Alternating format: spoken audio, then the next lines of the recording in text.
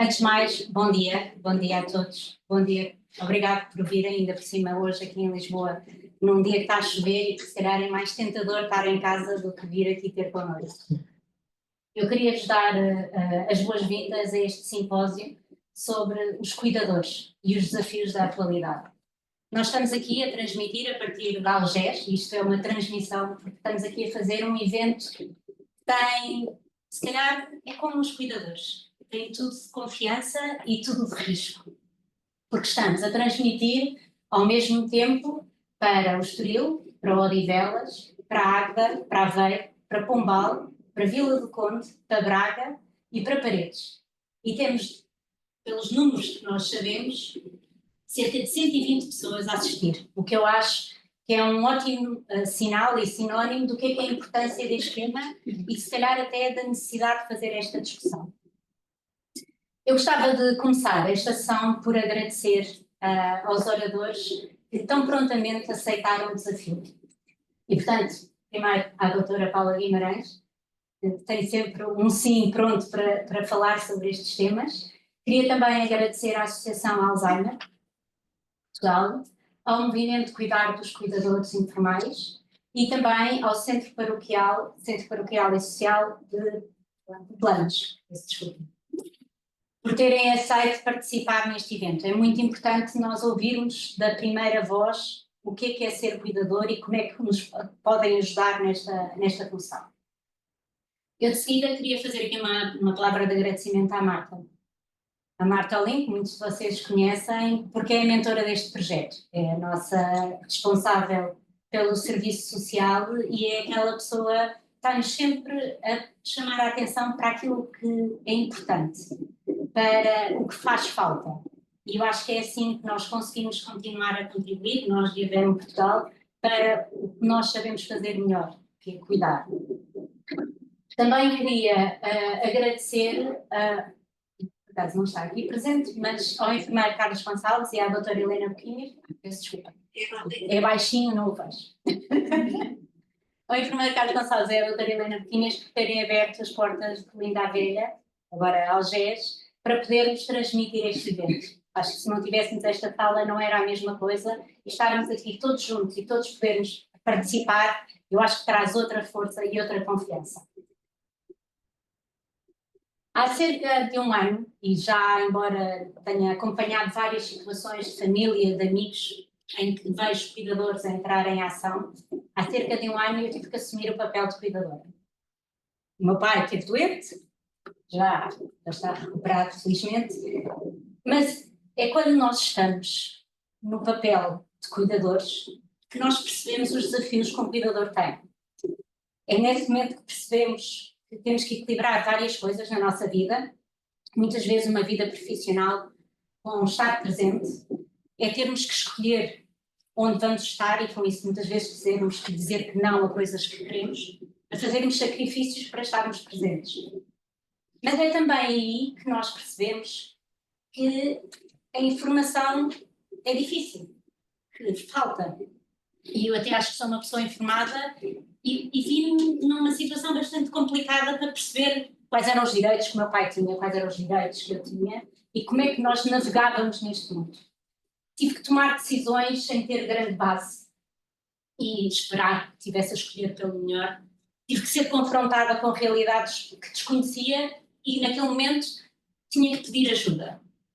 E é aí que entra uma rede que nos pode apoiar, uma rede que nos pode dar informação e é aí também que nós percebemos que só em comunidade é que nós conseguimos funcionar.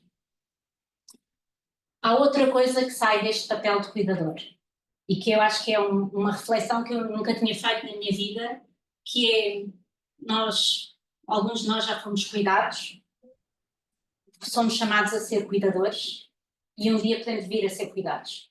E portanto isto é um ciclo. E é um ciclo que se nós olharmos desta forma para o ciclo e nos pusermos num papel que na verdade são dois papéis, que é hoje sou cuidadora, se calhar amanhã vou ser cuidada, se calhar entendemos melhor o que é que são os desafios e quais é que são as necessidades dos cuidadores e das pessoas que são cuidadas.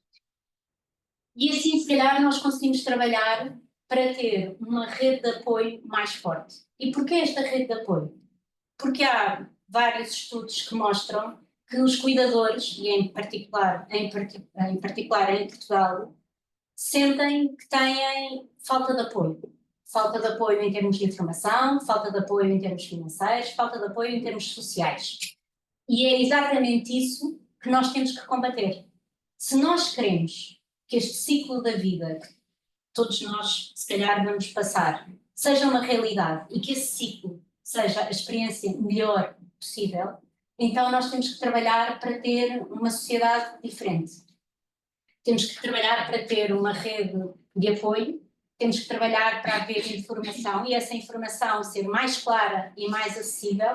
Temos que trabalhar para saber quais é que são os nossos direitos e os direitos de quem nós estamos a cuidar.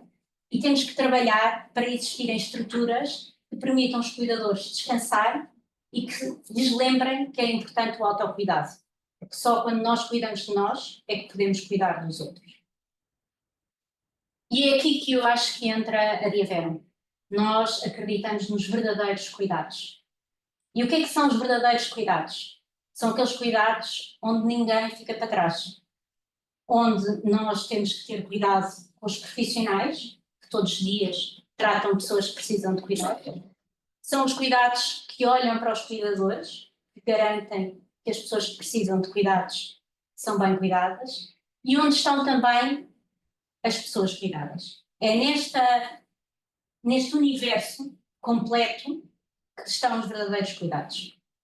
E foi assim que nasceu este simpósio. Foi exatamente por nós percebermos que é importante nós pormos de uma forma mais transparente o que é a rede que existe e que pode ser utilizada pelos cuidadores, onde é que há informação e como é que eu a posso encontrar, e lembrar os cuidadores que têm que cuidar de si. Eu espero que as 3 sessões que vão acontecer aqui hoje vos ajudem nestas perguntas e que saiam daqui mais confiantes. Porque ser cuidador é um ato de amor, não tem que ser um sacrifício. Muito obrigada.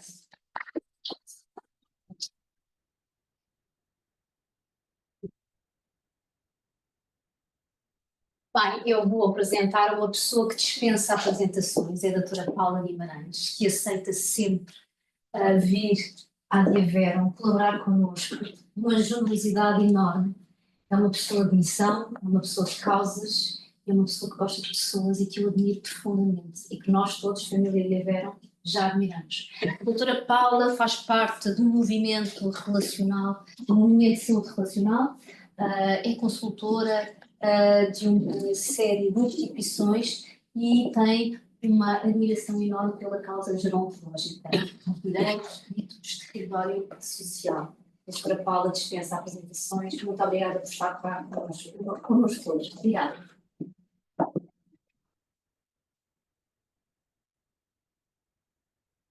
Então, boa tarde a todas e a todos, aos que estão aqui presentes e aos que estão por todo o país. Eu estou a realizar um sonho de criança, não é? Sempre me apeteceu imenso ser locutora dos pontos na Eurovisão e poder dizer Águeda, quantos pontos, não é? Portanto, hoje, de facto, chegou o meu dia. Obrigada, Diaverum, por terem permitido a realização deste momento. É com muito gosto que estou aqui. Cumprimento a doutora Sofia Correia de Barros pelo convite e por todo o trabalho feito pela Diaverum. Um cumprimento especial também à doutora Marta.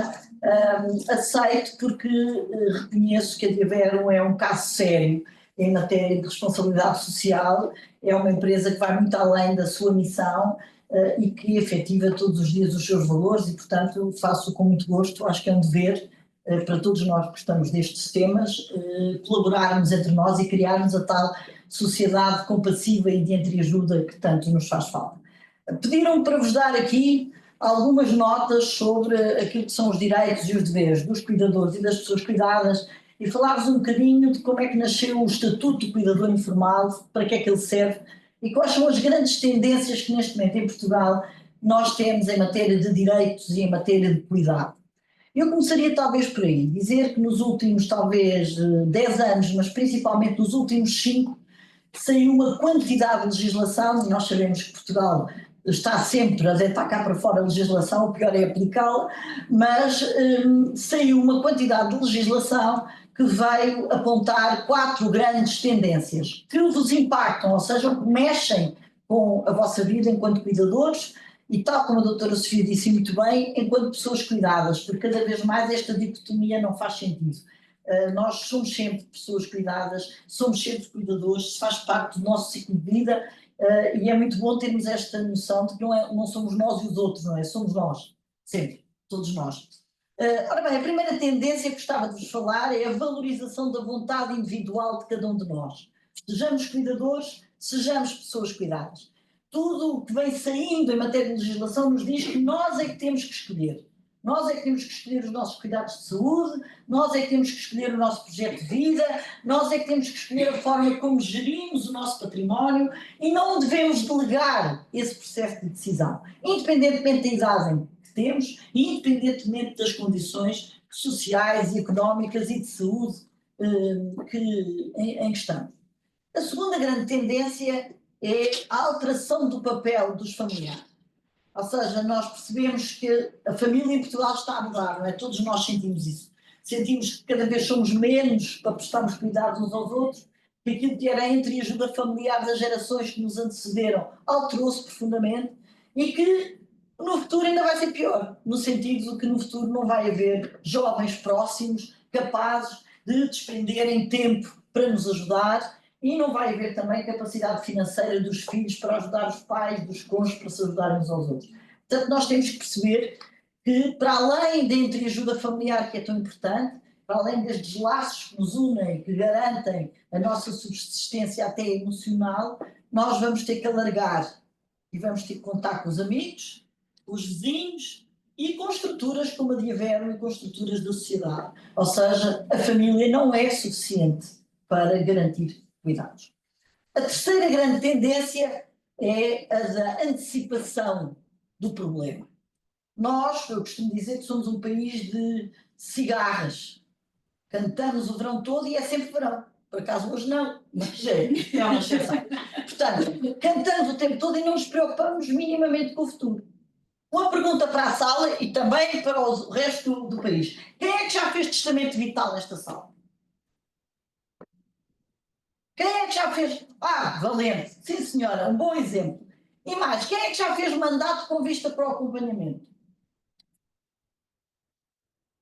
Olham uns para os outros a pensar, o que é que ela disse? Ora bem, o que é que ela disse? Mandato com vista ao acompanhamento. É nós tomarmos a decisão de quem é que queremos que tome decisões no futuro, se nós amanhã não o pudermos fazer. Testamento vital são decisões em matéria de saúde, mas depois fica uma quantidade de outras coisas por fazer, não é? Fica quem é que gera o nosso património, quem é que toma decisões sobre o nosso projeto de vida, quem é que escolhe o sítio onde nós podemos viver se precisarmos de apoio. São duas coisas que todos nós, adultos que estamos nesta sala e que estamos na posse das nossas faculdades, temos de fazer e não fazemos. Portanto, os portugueses não antecipam os cenários da dependência. Os portugueses não pensam no futuro. E depois o que é que acontece? Acontece a situação que a doutora Sofia generosamente partilhou connosco. É que depois são normalmente os familiares que se veem aflitos para encontrar soluções, para encontrar respostas, e às vezes são chamados a encontrar soluções que não lhes competem e a tomar decisões que não podem tomar. E, portanto, esta terceira tendência, no sentido de nos alertar a todos, principalmente a quem é cuidador e, portanto, conhece de perto as dificuldades que são todos os dias ter que tomar decisões, ter que encontrar caminhos, ter que encontrar respostas para as pessoas cuidadas que a acompanham, que não há razão nenhuma para fazerem exatamente a mesma coisa, ou seja, não tomarem decisões antecipadas de vontade. E a quarta grande tendência é esta que justifica estarmos todos aqui. Esta necessidade de procurarmos informação, de nos reunirmos para debater estes problemas e de encontrarmos respostas, como por exemplo a de Aveiro está disponível para fazer, que é ajudar-nos na procura das soluções. Com estas 4 tendências, nasce em 2019 o Estatuto do Cuidador Informal, através da Lei 100. Esta Lei 100 foi uma coisa completamente inédita em Portugal. Não sei se têm noção, mas foi aprovada por todos os partidos com assento na Assembleia. Eu acho que foi a única vez que todos os partidos políticos votaram a favor de alguma coisa. só para verem como efetivamente o tema é relevante. Portanto, foi um diploma feito um bocadinho à pressa, foi feito no final de uma legislatura, mas foi um diploma que teve a missão e teve o mérito de vir acender uma luz numa realidade que estava às escuras. Veio dizer, existem centenas, milhares de pessoas que todos os dias prestam cuidados aos outros e que ninguém as vê, são invisíveis. São invisíveis, são desvalorizadas, não têm nenhum apoio, estão por sua conta e risco, fazem por tentativa e erro o melhor que sabem e o melhor que podem. E este reconhecimento público, esta nota de dizer, não, vamos trazer estas pessoas para a luz do dia e vamos criar um conjunto de direitos e deveres e, sobretudo, criar um conjunto de medidas de apoio, que foram depois regulamentados por um conjunto grande já de decretos regulamentares e de portarias que têm vindo a aparecer durante estes anos. Quais são as principais vantagens deste estatuto? Em primeiro lugar, veio definir o conceito. O conceito até já mudou de 2019 para cá. Começou por ser só permitido serem familiares os cuidadores informais e neste momento já podem ser familiares ou não os cuidadores informais. O estatuto no continente, porque é diferente na Madeira, é diferente dos Açores, no continente o estatuto reconhece cuidadores informais principais, aqueles que estão permanentemente ao serviço da prestação de cuidado, e depois reconhece os cuidadores informais não principais, que são as pessoas que, além da missão de cuidar, têm uma atividade profissional. Nós sabemos que a maior parte dos cuidadores em Portugal ainda não solicitou o seu reconhecimento. E isto é um problema. É um problema porque continuam invisíveis, até que solicitem o processo de reconhecimento, ninguém sabe que eles são cuidadores. Por outro lado, porque isso não cria a pressão necessária para a efetivação do estatuto. Porque enquanto for apenas algumas pessoas, o Estado não sente a pressão, não é? Não sente o lobby do cuidador de maneira a poderem efetivar estas medidas. Eu devo dizer que a lei está muito aquém daquilo que se pretendeu e muitas das medidas de apoio criadas no Estatuto ainda não estão disponíveis, efetivamente, em muitos pontos do país. Estou a falar, por exemplo, do apoio psicológico, estou a falar dos grupos de autoajuda, e os que existem foram criados pelas associações de cuidadores, que não só fizeram um trabalho muito meritório antes do Estatuto, porque foram responsáveis por forçar o aparecimento do Estatuto, como posteriormente algumas das medidas que conseguimos implementar são muito devidas à pressão e à iniciativa das associações de cuidadores. Estou a falar da questão do acompanhamento por parte dos profissionais de referência. Existem ainda muitas zonas do país em que não há profissionais de referência com capacidade de visitar, de acompanhar e de supervisionar a intervenção dos cuidadores informais. Estou a falar de uma outra medida de apoio muito importante, que é o descanso do cuidador. Relativamente ao descanso do cuidador, e podemos ter as pausas breves, que são pequenos momentos durante a semana em que a pessoa pode sair para ir estar com um amigo, para ir a uma consulta médica, para ir ao cabeleireiro, para não fazer nada, também sabe muito bem. Mas essas pausas breves dependem do quê? De existir uma estrutura capaz de substituir o cuidador e estar com a pessoa cuidada enquanto o cuidador tem o seu momento de liberdade.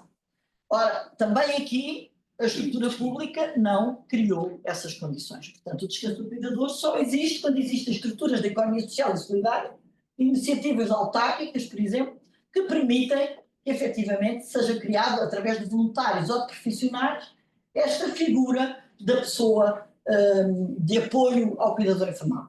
Devo dizer também, alguns de vós que sejam cuidadores, se calhar dão razão, que nós, à força de sermos cuidadores e de estarmos há tanto tempo sozinhos a cuidar, também temos alguma dificuldade em confiar em alguém o suficiente para deixarmos que seja outra pessoa a prestar apoio à pessoa cuidada. Achamos que só nós é que sabemos fazer bem, temos algum receio de deixar a pessoa, o nosso familiar com outra pessoa e, portanto, nós também às vezes não ajudamos nada a encontrar algumas soluções alternativas.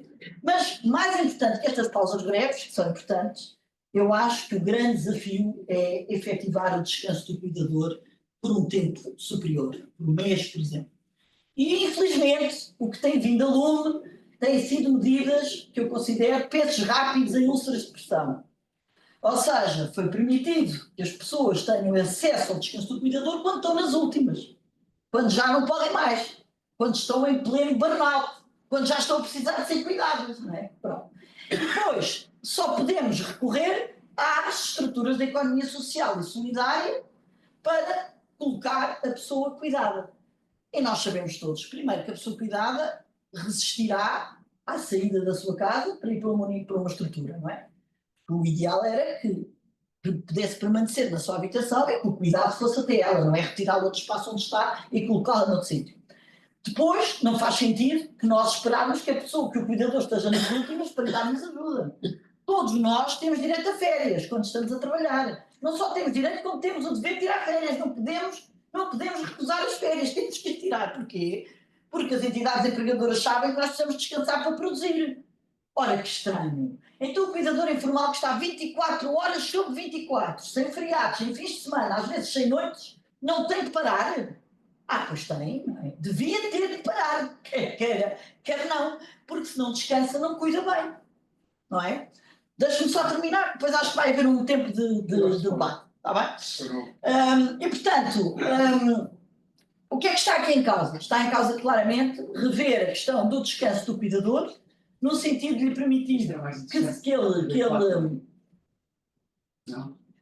É que não parece que só debater para eles também não.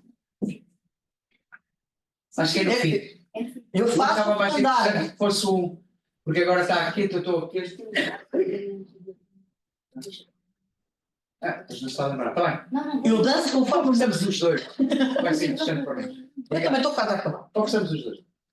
Só para vos dar então a ideia de que tem um bloco, tome nota da pergunta. Assim Não esqueço. Tem tanta coisa para falar consigo.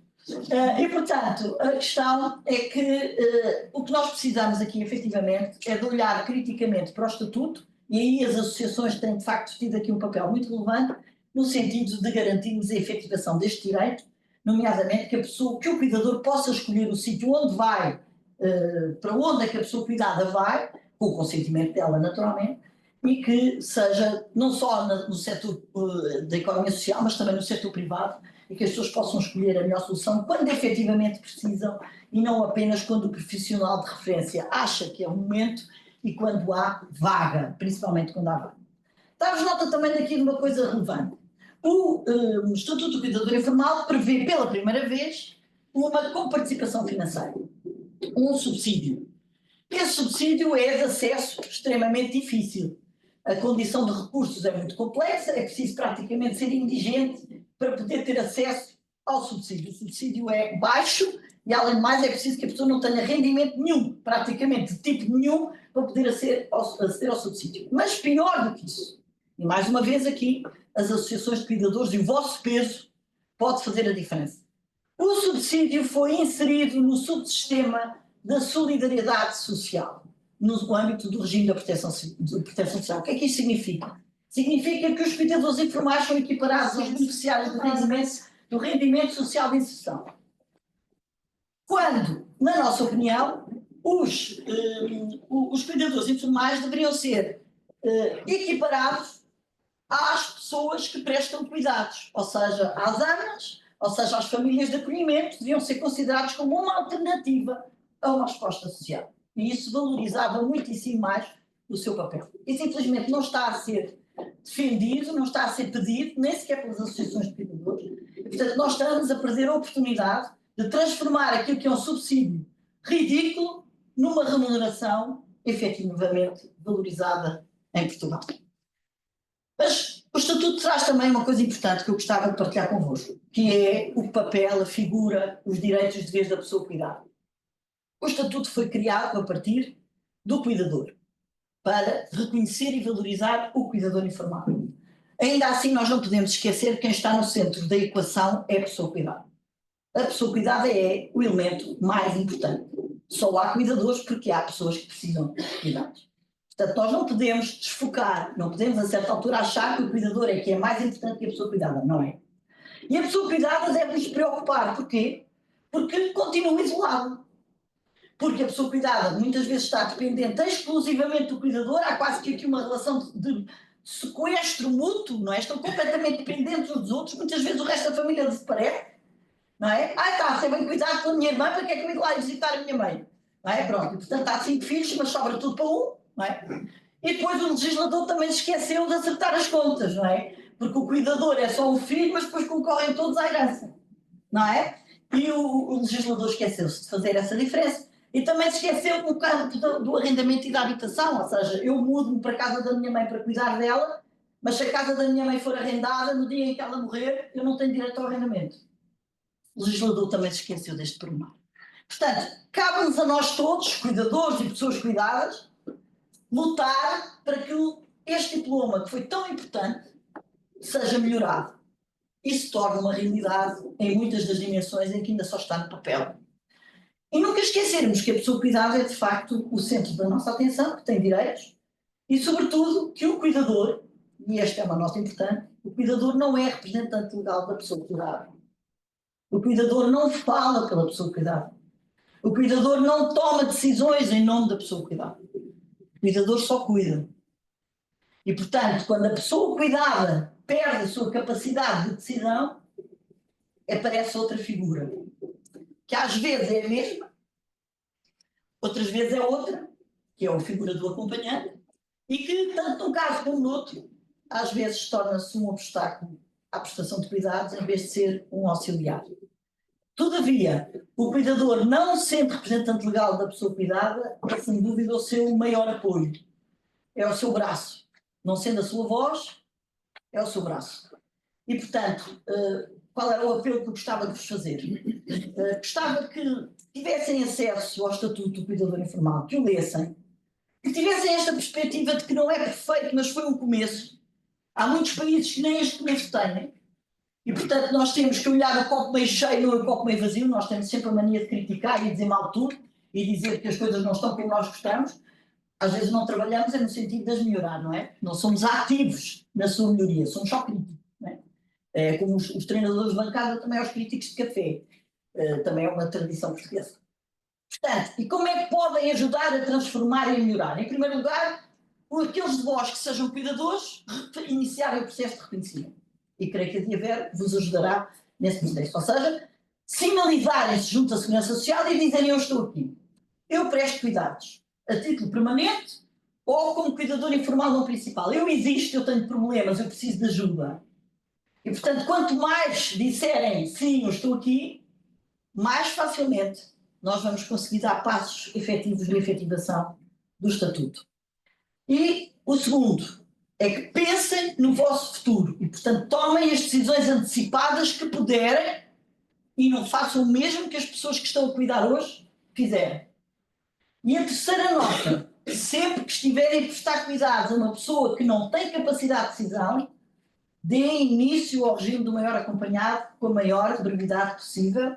E também aqui, seguramente, a Diavero terá uma palavra para vos ajudar. Portanto, são estes 3 recados que eu vos queria dar. O subsídio é fraco. As medidas ainda não estão todas no terreno. Por enquanto, há mais coisas prometidas do que realizadas. É verdade. Mas se nós não dizemos estamos aqui, queremos mais, as coisas não vão melhorar. E, portanto, se são cuidadores de facto, passem a ser cuidadores de direito. E obrigada pela vossa atenção.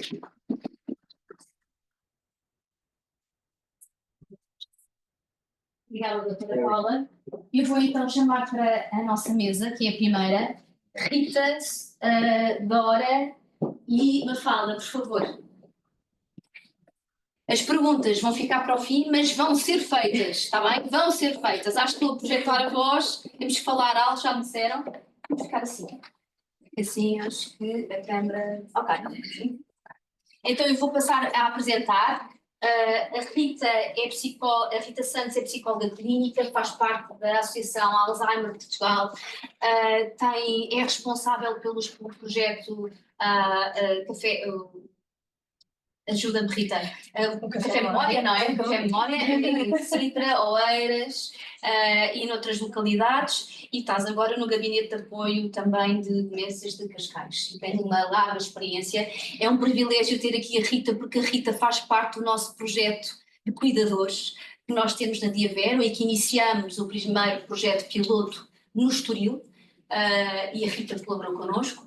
A Dora Batista é diretora técnica do Centro Social Paroquial de Lamas, portanto está muito habituada a estas hesitações e quietudes das famílias em relação àquilo que são os recursos e as respostas, e hoje estamos aqui para falar exatamente disso. E temos aqui também a Mafalda Faneca vem aqui em representação do movimento Cuidar de Cuidadores Informais e vai partilhar connosco o que é que está a ser feito nesta área. Mas eu começo aqui exatamente pelo ponto que a doutora Paula deixou aqui em aberto, que é esta dificuldade muitas vezes dos cuidadores se assumirem como cuidador, os medos, os receios e do desconhecimento e da falta de informação Dora em relação àquilo que são as respostas, os recursos. Isto às vezes cruza-se um bocadinho, não é? Fala-nos um bocadinho da tua experiência. Boa tarde a todos. Obrigada, Diavero, doutora Sofia, Marta, a quem trato por Marta, para além de colegas de profissão, somos amigas de há muitos anos. E realmente essa é uma questão fundamental nesta questão dos cuidados. É que muitas vezes a decisão de sermos cuidadores não é pensada, ao contrário das decisões importantes da vida, é uma decisão que acontece ao momento pelas necessidades da pessoa que amamos, e aqui o cuidador informal chega muito neste desespero de lutar entre o que tem de preparar como resposta para cuidar do outro, mas o que está a sentir, porque também ele está a perder o outro, pelo menos a perdê-lo do modo como viveram até ali. Porque normalmente as dependências, as doenças trazem-nos aqui algum tipo de dificuldades. Quando eu entro em ação como cuidador, eu vou ter que ajudar a ultrapassar dificuldades, e aquela pessoa que foi meu parceiro de vida, foi o meu pai enquanto meu herói, que foi a pessoa que eu vi e que me apoiou, que foi uma base para mim, torna-se agora alguém a precisar de mim. E realmente quando as pessoas chegam muitas vezes em desespero, por um lado porque querem fazer tudo por aquela pessoa, por outro lado porque também não sabem como é que podem cuidar bem se não fizerem tudo. Ou seja, muitas vezes a pessoa chega a achar que eu tenho de fazer a alimentação, eu tenho de providenciar a alimentação e fazer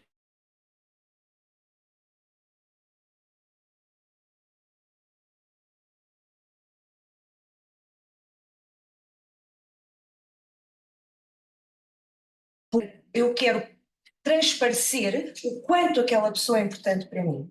E esquecemos-nos muitas vezes, até porque não somos ensinados a isso. E estes eventos são importantes também para ajudar a pensar os cuidadores, que já percebemos há pouco, pelo que fomos falando, que somos nós em vários momentos da vida, porque somos cuidadores e cuidados. Posso ser cuidadora da minha mãe e cuidadora da minha mãe, mas preciso de cuidados de quem está ao meu lado todos os dias para conseguir aguentar esta função. Portanto, tenho aqui estes dois papéis. E não percebi ainda, muitas vezes, no momento em que opto por ser eu o cuidador informal, a pessoa que cuida a tempo inteiro, ou pontualmente, mas que assume o principal papel do cuidar, ainda não entendi que posso cuidar não fazendo tudo e resguardando-me para lhe dar aquilo que eu faço realmente de diferente, que é poder potenciar um cuidado personalizado que vai ao encontro daquilo que o outro gosta, porque essa é a minha grande vantagem. É que eu conheço aquela pessoa, eu sei o que ela projetou, que ainda não pôs por escrito na maior parte dos casos. Confesso que em 20 anos de prática profissional não encontrei uma pessoa que já tivesse colocado no papel, que já chegasse com o que a pessoa escolheu para ser cuidada. Ainda não me aconteceu. Já vamos tendo muitas pessoas que requerem que requerem o acompanhamento, portanto, que legalmente querem ser, ou pedem para que se defina quem é que vai ser o acompanhante do seu ente querido. Mas, efetivamente, aquilo que querem como cuidados, não. Mas dizia há pouco, uma coisa que acontece muitas vezes realmente é isto de querermos, no início queremos fazer tudo. E se nos propuserem, por exemplo, um centro de dia, nós dizemos, nem pensar, eu gostava de dedicar o meu tempo, porque ainda não pensei que todas estas tarefas me vão desgastar, me vão soterrar, me vão retirar tempo para poder pensar também no que realmente é importante para a pessoa que eu cuido, mas também para mim. E como é que eu posso cuidar melhor? E como é que eu posso ter direito ter tempo para aceder aos meus direitos enquanto cuidador e da pessoa cuidada? Como? Não será mais fácil diariamente eu canalizar a minha energia para dar a alimentação e não estar tão focado se hoje fiz a sopa de novo ou não? Se me puderem entregar diariamente uma sopa feita, que em muitos casos já vem com a proteína, porque a pessoa já não consegue comer, e estamos aqui sempre, eu estou a falar ao limite, que podemos não estar ainda numa fase em que seja necessário cuidados tão específicos. Mas a realidade é, se eu me puder poupar em algumas coisas, eu darei ao meu familiar o que de melhor eu tenho para ele. Senão, daqui a uns tempos, a recusa da alimentação do meu familiar, eu interpreto quase como que dirigida a mim, quase como que uma falta de reconhecimento com o esforço que eu estou a dar de mim. E aquele xixi que durante esta noite aconteceu, a roupa que eu tenho de tirar da cama, em vez de eu ter ajudado a ultrapassar, não é esquecer a dificuldade, mas é dizer, eu estou aqui, vamos seguir em frente, isto foi um descuido que aconteceu esta noite, amanhã isto vai tudo correr melhor, eu vou estar centrada naquela roupa no dia que está chuvoso. E eu perco a oportunidade nestas coisas de poder dar o que de melhor eu posso dar. Com isto não estou a dizer que as respostas sociais que aqui aparecem como apoios que vão ajudar-nos, não têm que ser as principais, nós podemos ser o cuidador principal, mas requerer uma resposta de apoio. Até porque aquela menina que todos os dias entra em nossa casa para cuidar de manhã é a oportunidade de eu todos os dias de manhã poder fazer as minhas queixas, porque não é ao meu filho ou há alguém que também vai sofrer com aquela situação, e eu poderei de manhã queixar-me, esta noite foi péssima, e, não sei, e já não estou como é que eu vou fazer? E se eu fizesse de outro modo? E aquela pessoa vai conversar um pouco comigo, vai lembrar-me da rua, vai-me fazer uma ligação ao exterior que eu também preciso. Porque fico sem tempo, sem rede de apoio, numa altura em que a rede de apoio é tão importante, já se foram os irmãos e ficou só um, já se foram os filhos, e aí muitas vezes são os próprios pais que procuram que eles não estejam no sentido de estar a sofrer. Aos filhos, os pais dizem que está tudo a correr bem. Na realidade, não está a correr bem. Mas não querem partilhar, porque sabem que essa é uma partilha que vai causar dor. Porque é aí que entra, quando falamos de cuidados informais, falamos efetivamente de um ato de um cuidar com amor, de uma opção que se toma sem ser muito pensada, sem nos lembrarmos que temos processos também nós para vivenciar, porque tudo o que está ali a acontecer muda também a minha vida, a minha posição perante as coisas. E, acima de tudo, perdemos a oportunidade de ser cuidadores por mais tempo. Porque aquilo em que me esgotei num mês, poderia, com algum tipo de apoio, ter durado mais tempo. E isto é um alerta que eu costumo dar aos familiares. E muitas vezes, quando me procuram respostas sociais, ou não me procuram pela resposta, procuram-me um bocadinho para dizer: estou perdida. O meu marido está a precisar, eu não sei mais o que posso fazer. Não é o almoço, não é. A pessoa até me diz: não é o almoço que eu preciso. E realmente a pessoa tinha capacidade para fazer. Mas se facilitar, ao fim de algum tempo, isso tem peso.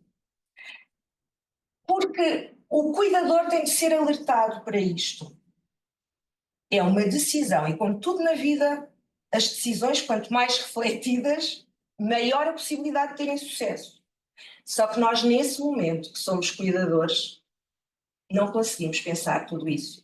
E quando é que nós depois ouvimos estas reflexões? Quando já deixámos de ser cuidadores, ou porque houve uma melhoria, e há sempre esperança disso poder acontecer, ou porque efetivamente a pessoa cuidada já não está entre nós. E quando o cuidador já teve tempo de se refazer, de se reposicionar, esse antigo cuidador partilha então todas essas dificuldades. Tudo isso poderia ter sido um pouco diferente se tivesse pensado. Então, eu acho que este é um desafio para os cuidadores que estão aqui, que estão nas outras clínicas, para nós técnicos que lidamos com estas pessoas cuidadas e cuidadores, alertar para isto. Podemos dar muito mais enquanto cuidadores informais se nos deixarmos ajudar. Portanto, em termos, aqui foi-me pedido que falasse um pouco das respostas sociais, portanto eu falei aqui o centro de dia, o apoio. Claro que estamos a falar de respostas tipificadas, eu não estou aqui a explicá-las, mas mais uma vez pego aqui numa coisa que a doutora Paula disse: se as respostas não nos satisfizerem, se os serviços que nos são prestados ou que não há à nossa disposição, os que há à disposição não são os que desejamos, reivindiquemos. Porque se calhar as estruturas têm essas respostas tipificadas porque é o que há em acordos sociais, quando fazem acordos com a Segurança Social. Eles podem vir a desenvolver projetos diferentes se a procura que têm é diferente daquela. Então, não perdemos em apresentar aquilo que gostaríamos e como é que gostaríamos e como é que seria benéfico para nós a ajuda de outras pessoas. Portanto, o cuidador informal tem que ganhar nesta equação, tem de ganhar, não tem de ganhar, ao cuidado. Mas não pode soterrar-se debaixo desta equação, porque senão deixa de existir. E deixando de existir, aí sim vamos ter que procurar respostas, que sejam eles ERPs, estruturas residenciais para pessoas idosas, portanto lares, ou um outro tipo de estruturas, mas aí sim vamos ter que procurar outro tipo de resposta, porque já não conseguimos cuidar, dar mais de nós, porque chegamos ao nosso limite, ou porque o outro chegou ao seu limite e precisa de cuidados especializados. Portanto, há que aproveitar esta disposição dos familiares para cuidar e apoiá-los. E os próprios familiares, cada um de nós, que se dispõe a ser cuidador, tenha também esta consciência de que, apoiado, sustentado numa rede, pode cuidar melhor e pode prestar um cuidado que dura mais tempo. Lembrando aqui pormenores e prestando esse apoio, dando conta de pormenores que para eles são realmente importantes. E estando menos desgastados, damos uma resposta que perdura no tempo, que pode perdurar no tempo, evitando desgastar-se. Para além das respostas que disse, falou-se há pouco do descanso do cuidador, que pode ser feito no âmbito da Rede Nacional de Cuidados Continuados ou há dificuldade em conseguir uma vaga, mas existe, e também na área da saúde mental. Há as férias, que também podemos sempre encontrar pausas para poder descansar. A carta social pode ser uma ajuda só para pesquisarmos localmente o que existe, porque estamos a falar para realidades muito distintas, portanto, cidades e zonas rurais em que o que existe disponível pode realmente ser muito diferente. Quem está com a Diavero, a ideia que tenho, pelo que conheço também, quer da Diavero, quer pelo que conheço também da Marta e pelo trabalho que vai ser feito em termos de serviço social, os técnicos que estão nas clínicas, onde estar disponíveis para vos ajudar, as câmaras, as juntas, que têm habitualmente um técnico na área do serviço social. Se houver outro tipo de estruturas, procurem esse apoio, procurem antes de chegar ao vosso limite. E se acharem que estão a caminhar para o vosso limite, procurem rapidamente, façam algo por vocês. O caminho vai ter que ser diferente para poderem continuar a caminhar, mas façam-no, porque realmente só uma pessoa cuidada pode cuidar, senão não damos aquilo que não temos, se assim não for. Obrigada, Dora. Eu vou passar aqui a agarrar neste modo que acho que é muito importante. A exaustão e o desgaste do cuidador e também da pessoa cuidada, porque temos pessoas cuidadas aqui que são cuidadores também. Isso acontece muito na Diavero. Nós temos pessoas que realizam tratamento de hemodiálise e também estão a cuidar de outras pessoas.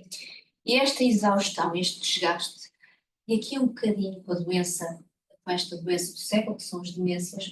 Oh, Rita, tu que participas connosco no nosso projeto Cuidador, tiveste aquela experiência tão profunda, que mexeu com todos nós. Fala-nos um pouco de como é que isto pode ser uma oportunidade, porque nós, dentro destas situações, nós temos que ver a luz, eu acho, não é? E há formas de nós encontrarmos essa luz. Como é que tu vês isto e como é que podemos contornar de maneira a vermos um rumo diferente em relação a estas situações? Já muito boa tarde a todos e boa tarde também aqui, agradecer à Marta o convite em nome da Diavero e cumprimentar aqui as colegas que estão aqui comigo. Realmente nós, e aqui em representação da Alzheimer Portugal, falámos um bocadinho também das demências, que acaba por ser uma doença que é cada vez mais prevalente na nossa população, muitas vezes associada ao processo de envelhecimento, não ao envelhecimento normal, mas ao processo de envelhecimento, e sabemos que muitas vezes coexiste também com outras doenças, e eu tive a oportunidade de presenciar isso quando colaborei no vosso projeto para cuidadores. E vais continuar a colaborar. É verdade, Vamos é verdade. agora. Vamos fazer outro projeto em Odivelas. É verdade, é verdade. E portanto, aquilo que nós vemos muitas vezes é que, e deixem-me retomar aqui novamente esta questão do cuidador, não é? Ser cuidador é mais uma coisa das muitas que nós somos. Eu sou filha, sou mãe, sou neta e sou também cuidadora, portanto, é mais um dos nossos papéis. E é importante nós estarmos alerta para determinados sinais que nos permitam ser autoconscientes também daquilo que a Dora falava, portanto, dos nossos limites, não é? Nós sabemos que cuidar acarreta uma série de tarefas que são extraordinárias a vários níveis. A nível emocional, lidamos com emoções que provavelmente nunca experienciamos, estamos a falar de negação, às vezes, da própria situação, estamos a falar de raiva, revolta, culpa. Há bocadinho eu ouvi a doutora Paula e eu ouvia também a Dora a falar nisto, não é? Nós também, enquanto cuidadores, permitirmos ser ajudados. E muitas vezes esta ausência desta permissão vem deste lugar de culpa. Não é? Eu não estou a ser suficiente, quando na realidade já estamos a fazer tudo o que está ao nosso alcance para cuidar do nosso familiar, da nossa pessoa que nos é querida. Portanto, é fundamental nós estarmos alerta para estas emoções, para este sentir, estarmos alerta também para um sinal que naquilo que é o processo de cuidar acontece muitas vezes daquilo que é a minha experiência, que é o isolamento social. A pessoa fechar-se, ficar circunscrita ao cuidado do outro. E isto é um sinal de alerta muito importante para o tal pedido de ajuda. Não só para o próprio cuidador, ter consciência de que se está ali a fechar naquele cantinho, mas também para as pessoas que estão à volta do cuidador olharem e dizerem: vamos parar um bocadinho porque há aqui qualquer coisa, já não te vejo há muito tempo. Há aqui qualquer coisa que não está bem. E para além destes sinais de alerta mais a nível emocional, é importante também olhar para aquilo que são os sinais de alerta físicos. Quando nós falamos de sobrecarga, falamos de uma exigência extrema a nível de stress, a nível de dedicação que nós damos e, portanto, olhar também para aquilo que são alterações no nosso padrão de sono, alterações ao nível de oscilações do nosso peso, começarmos a descurar a nossa saúde física, não é? A nossa própria saúde e começarmos só a olhar para aquilo que são as necessidades da pessoa cuidada. E aqui dou este alerta que a Marta falava, que é muitas vezes quem está a cuidar necessita também de cuidados. E deixem-me partilhar isto convosco, que tive a oportunidade de partilhar no grupo em que estive presente. Eu gosto muito de metáforas, porque acho que mais do que a teoria nós levamos exemplos práticos e metáforas. Se saírem daqui com esta metáfora, eu dou-me mesmo por muito satisfeita para levarem para o vosso dia-a-dia. Com certeza, todos vós, aqui presentes e lá em casa, nas clínicas onde estejam, já tiveram a oportunidade de andar de avião? Aqui os presentes já andaram de avião? Sim? Ok. Uma das primeiras coisas que nós temos quando estamos a levantar voo é os hospedeiros de bordo a dar-nos determinadas indicações. E uma das coisas que nos comunicam é que se houver em caso de despressurização, caem as máscaras de oxigénio e o que é que nos dizem? Coloque primeiro em si e depois em crianças ou em pessoas que precisem da sua ajuda. E esta era a metáfora que eu gostava que vocês levassem daqui, nesta ótica dos cuidados, que é, num contexto que nós temos que ser tão racionais, não é? Como um voo em que se acontece alguma coisa temos de agir de imediato, o que é que nos dizem? Para nós colocarmos primeiro a máscara de oxigénio em nós e só depois em quem precisa de nós. Porquê? Porque se não tivermos a máscara de oxigénio em nós, quando precisarmos de ajudar quem necessita, não vamos estar disponíveis. E transportem esta ideia e isto que nos transmitem no momento do voo para aquilo que é o nosso dia-a-dia, o vosso dia-a-dia enquanto cuidadores. Se vocês não puserem a máscara de oxigénio em vocês, quando for necessário, será que há a possibilidade de pôr a máscara de oxigénio em quem precisa? Deixar esta reflexão, deixar-vos este enjeito de metáfora para refletirem e para levarem para o vosso dia-a-dia. E nesta ótica de nós estarmos atentos a estes sinais de alerta, temos esta percepção da importância do autocuidado. O autocuidado passa por isto, por pormos a máscara de oxigénio, tirarmos tempo para nós e este tempo é fundamental para que a prestação de cuidados, que pode oscilar tanto ao longo do curso de uma doença, seja ela uma demência, seja qualquer outra doença, não é? Nós falamos o próprio cuidador tem que ir adaptando o seu papel ao longo do curso da doença. Falávamos há bocadinho também, a Dora falava aqui de pessoas que estão em fases mais avançadas, em fases mais iniciais, e existe também alguma flexibilidade da parte do cuidador. E dizer-vos que é um caminho, acho que ainda estamos aqui num percurso gradual em termos das respostas, em termos dos apoios, e já aqui muito foi falado pela doutora Paula, mas dizer-vos também que existem estruturas de proximidade na comunidade, e aqui falo em representação também da Associação Alzheimer Portugal, sabendo que esta é uma doença que coexiste com outras doenças, dizer-vos que existem respostas de proximidade, existem gabinetes de apoio. A Associação Alzheimer Portugal tem gabinetes de apoio espalhados de norte a sul do país para prestar informação,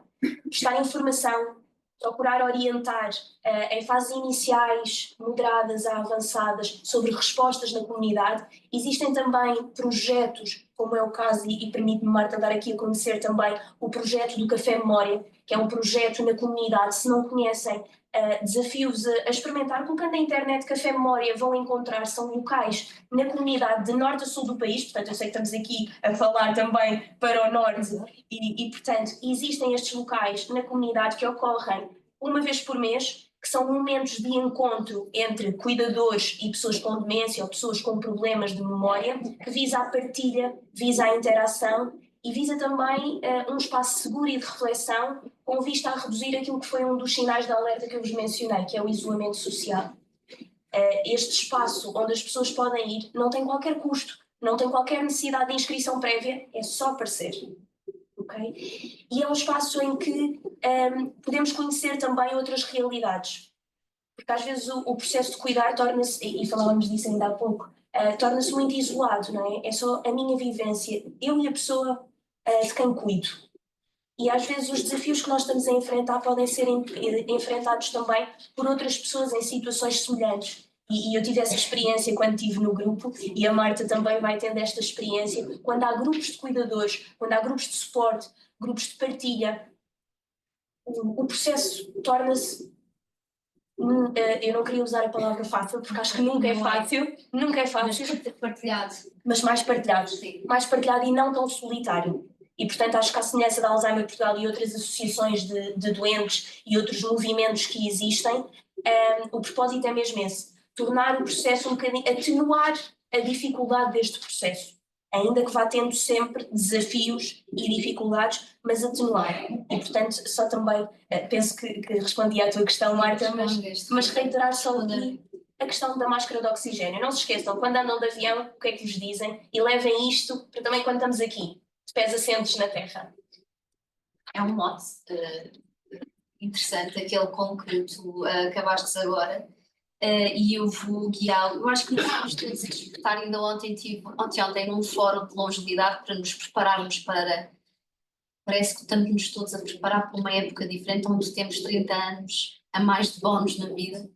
E o que é que vamos fazer se uma vez somos cuidados, outra vez somos cuidadores?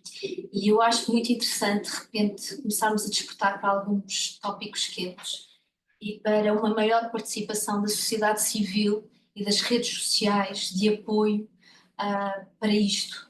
Não polarizar, eu sou cuidador, tu és cuidado, não, isto de facto ao longo da vida, como a Sofia bem disse, como a doutora Paula disse, estamos aqui a referir agora, vamos ser cuidados, vamos ser cuidadores, e como é que de facto nos vamos preparar para isto. Eu acho que o movimento Cuidar dos Cuidadores Informais é algo extraordinário que está a ser construído. A Mafalda Faneca vai-nos dar aquilo que tem sido a experiência dela, e obrigada por estares aqui, Mafalda, hoje connosco. É um privilégio enorme, e então vamos lá falar desse movimento, está bem? Obrigada eu, antes de mais, em nome do movimento, e cumprimentar também as minhas colegas, felicitar a Diaverum pela iniciativa, que eu acho que de facto é muito importante.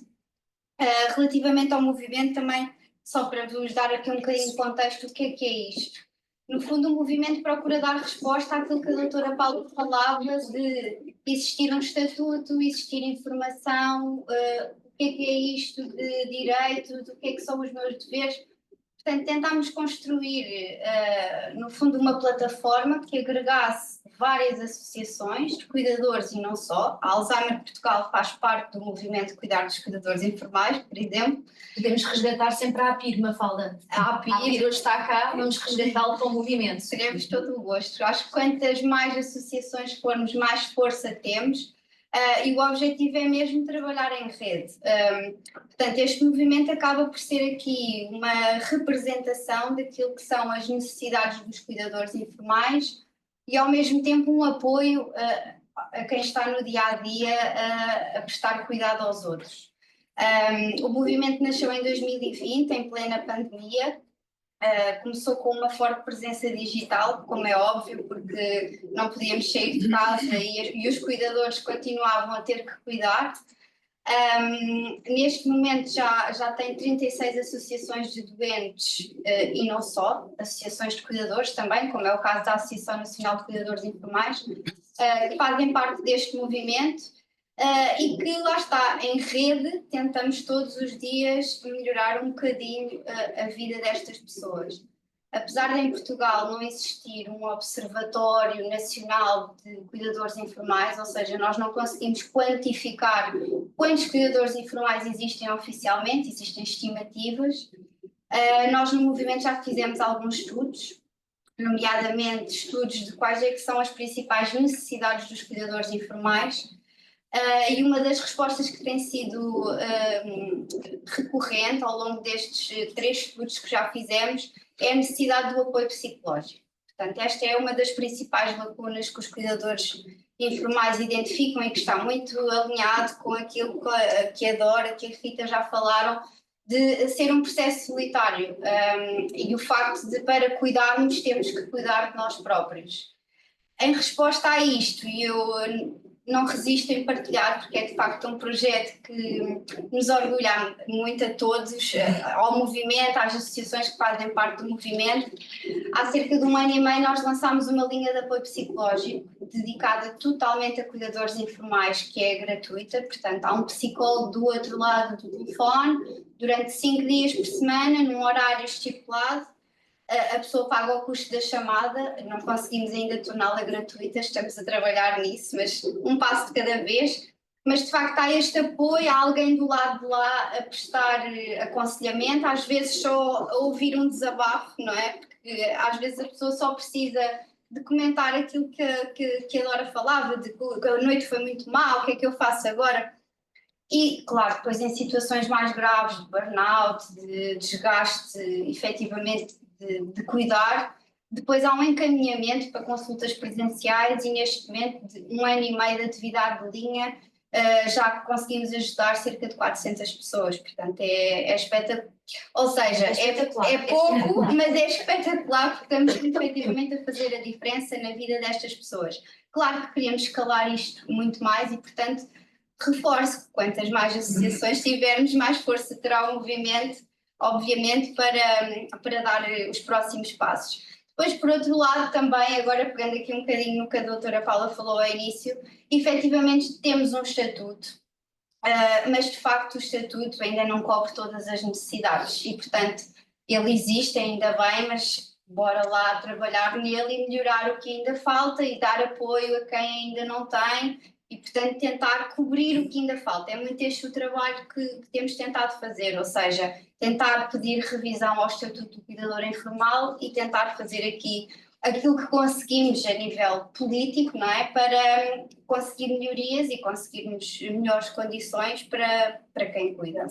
Tem sido um bocadinho este o trabalho. Depois também, não sei se ainda posso só partilhar aqui. É a RACI, sim, é outro projeto que vem muito reforçar esta questão da importância de trabalharmos em rede. Eu já percebi que aqui na Diaverum também têm muito essa política de fazerem um projeto aqui, agora vão fazer em Odivelas e, portanto, é muito importante tentar... E trabalhamos com diferentes parceiros porque sentimos que não podemos estar sozinhos nisto. Não é? Isso. Queremos sempre ter, no fundo, projetos que estejam integrados pela comunidade para que possa-se também trabalhar em conjunto aquela pessoa.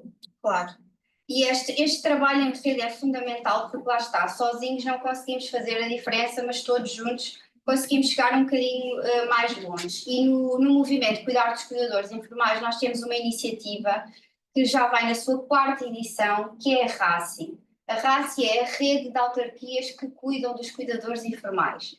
Isto porque também, aqui como a Dora dizia, de facto existem apoios sociais dentro das próprias juntas de freguesia, das próprias câmaras municipais, e o que a RACI faz é distinguir, premiar as autarquias que estão a ter boas práticas e que já estão a desenvolver projetos especificamente a pensar nos cuidadores informais, como é o caso, por exemplo, dos cafés de memória que a autarquia de Sesimbra, perdoe-me as outras autarquias, mas este é um que eu tenho muito presente, faz e que de facto só indo lá é que se percebe a diferença que aquilo faz na vida das pessoas. Um simples roll-up com uns cafés e uns bolinhos e umas cadeiras e as pessoas encontram-se e estão só ali a partilhar a sua experiência, muda a vida, muda o dia daquela pessoa, vê-se que efetivamente faz a diferença.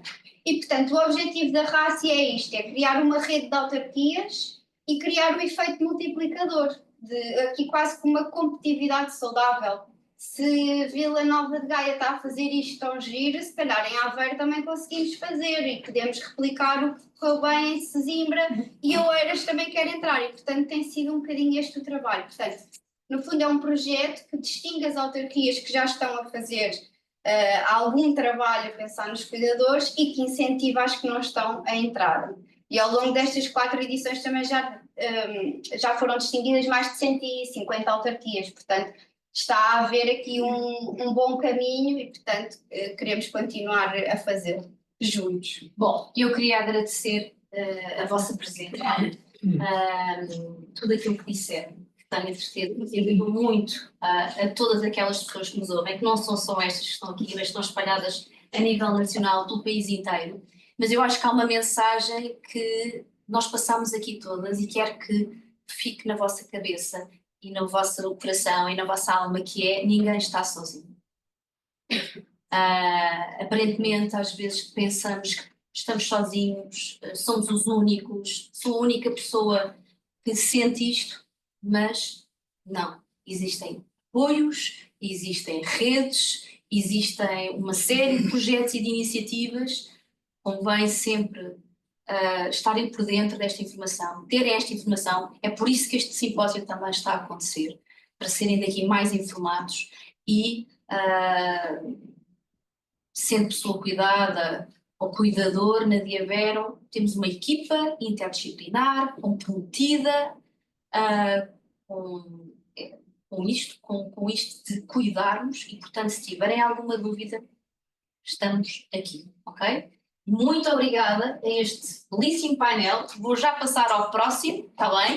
Pronto, depois temos. Obrigada.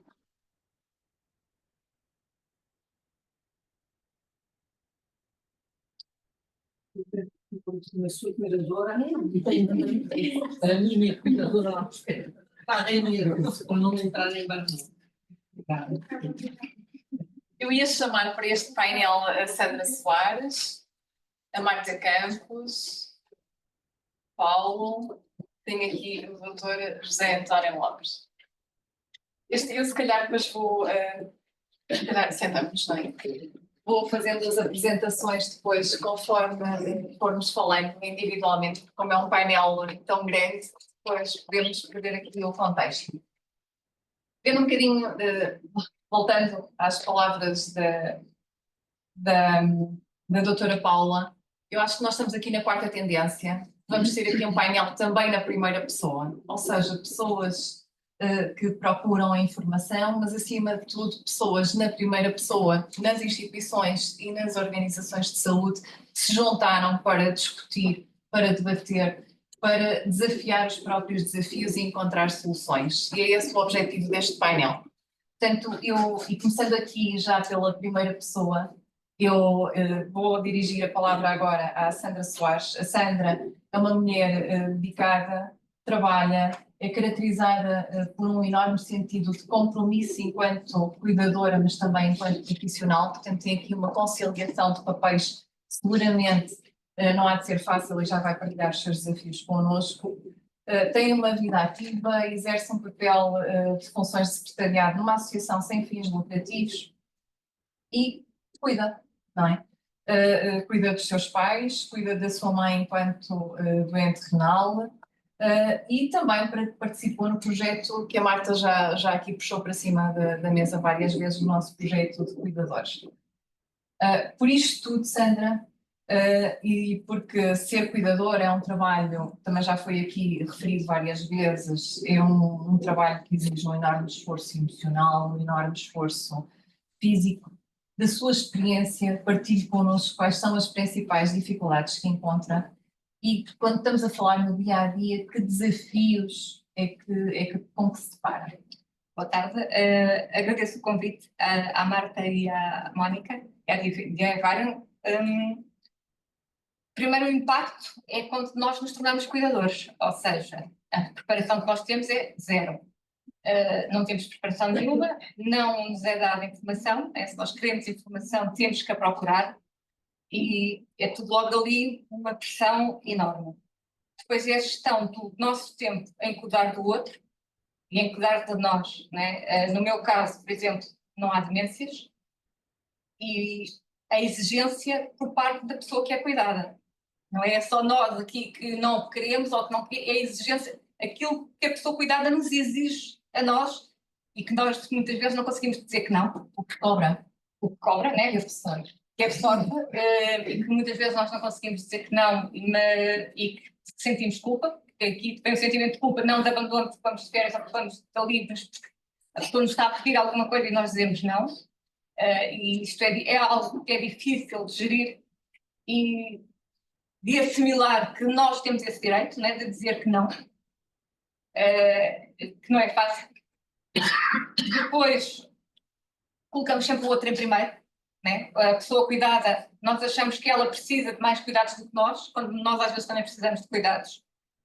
E a pessoa cuidada está sempre no ponto focal, né? Ela é que precisa de tudo, é tudo para ela e não pode ser. E isso é um desafio para nós, em termos emocionais, muito grandes, e é preciso aqui uma grande carga de ganhar defesas, né, para conseguir lidar com isto. É a anulação que já foi aqui várias vezes também identificada, não é, Sandra? É. Depois a falta de reconhecimento e de apoio por parte dos outros familiares, né? Se a pessoa está cuidada por alguém, está bem, e está bem, Está entregue. está entregue, exatamente. Os outros não precisam de lá ir fazer nada, nem vão telefonando e vão passando e está tudo bem, e pronto, não há, ou seja, se a pessoa já está cuidada, toda a envolvência familiar não faz mais nada, pronto, está entregue, está bem Está entregue. garantida, não é? Exatamente, está garantido. O projeto, quando eu participei, foi importantíssimo. Acho que é importante haver espaços de partilha entre as pessoas que cuidam, porque nós precisamos que estamos sozinhos e não estamos. Era um grupo que estava tudo no mesmo bar. Um sentia, os outros também sentiam, os outros passavam. Pronto, aqui acho que é muito importante esta partilha, por desabafar, porque depois nós também não temos com quem falar, né? Porque os nossos amigos passam por algumas situações, mas não são as mesmas e não há aqui um entendimento. E isso é muito importante. Acho que há muita falta de informação a nível do legislativo, a nível de apoios. Se calhar devia estar mais condensada e mais já disponível para as pessoas, né? Porque não está, nós temos que pesquisar ali, procurar em tudo quanto está dispersa, né? E muitas vezes há coisas que são importantes e que até nos ajudavam e nós não desconhecemos, nem porque pesquisa nós conseguimos descobrir e pronto, é basicamente esta a situação. A Sandra identificou exatamente aqui todos os pontos que já foram sendo referidos, alguns deles novos, não é? Desafios muito individuais, o desafio da solidão, não é? Que é quase como, e do sentido de responsabilidade, que foi também já aqui várias vezes referido. E também com o objetivo de aproveitar aqui o mote e as partilhas que a Sandra nos trouxe, temos aqui exatamente neste painel a APIR, portanto a Associação Portuguesa de Insuficientes Renais, e depois a Diaveron também para partilhar aqui que estratégias é que podem ser, ou e que intervenções, que ações é que podem ser melhoradas e desenvolvidas para criar impacto positivo, exatamente nas dificuldades que referi ter encontrado. Passando a palavra já à Marta. A Marta Campos está aqui em dois papéis. A Marta Campos é licenciada em Psicologia, no ramo da Psicologia Social pela Universidade de Lisboa, e a sua ligação à doença renal, portanto uma doença crónica, começou em 2003, quando foi mãe do seu filho Miguel, que nasceu com esta doença e que já passou por todas as modalidades de tratamento possíveis. Em 2014 tornou-se dirigente então da Associação Portuguesa de Insuficientes Renais e mais tarde, portanto em 2015, coordenadora da mesma associação, onde diariamente continua o trabalho junto dos seus fundadores e dos seus associados. De relevante, e depois o Paulo também nos poderá falar um bocadinho nisto, é realmente o tempo de vida que esta associação já tem, são 46 anos de experiência, que seguramente nos vai trazer aqui testemunhos e soluções que nos interessem para trabalharmos todos em conjunto. Portanto, Marta mãe, Marta cuidadora, comecemos por aí. Quer-nos falar um bocadinho deste papel e dos desafios que encontra e da forma como os consegue superar? Obrigada e obrigada antes de mais pelo convite e por esta oportunidade de estar aqui hoje. Obrigada.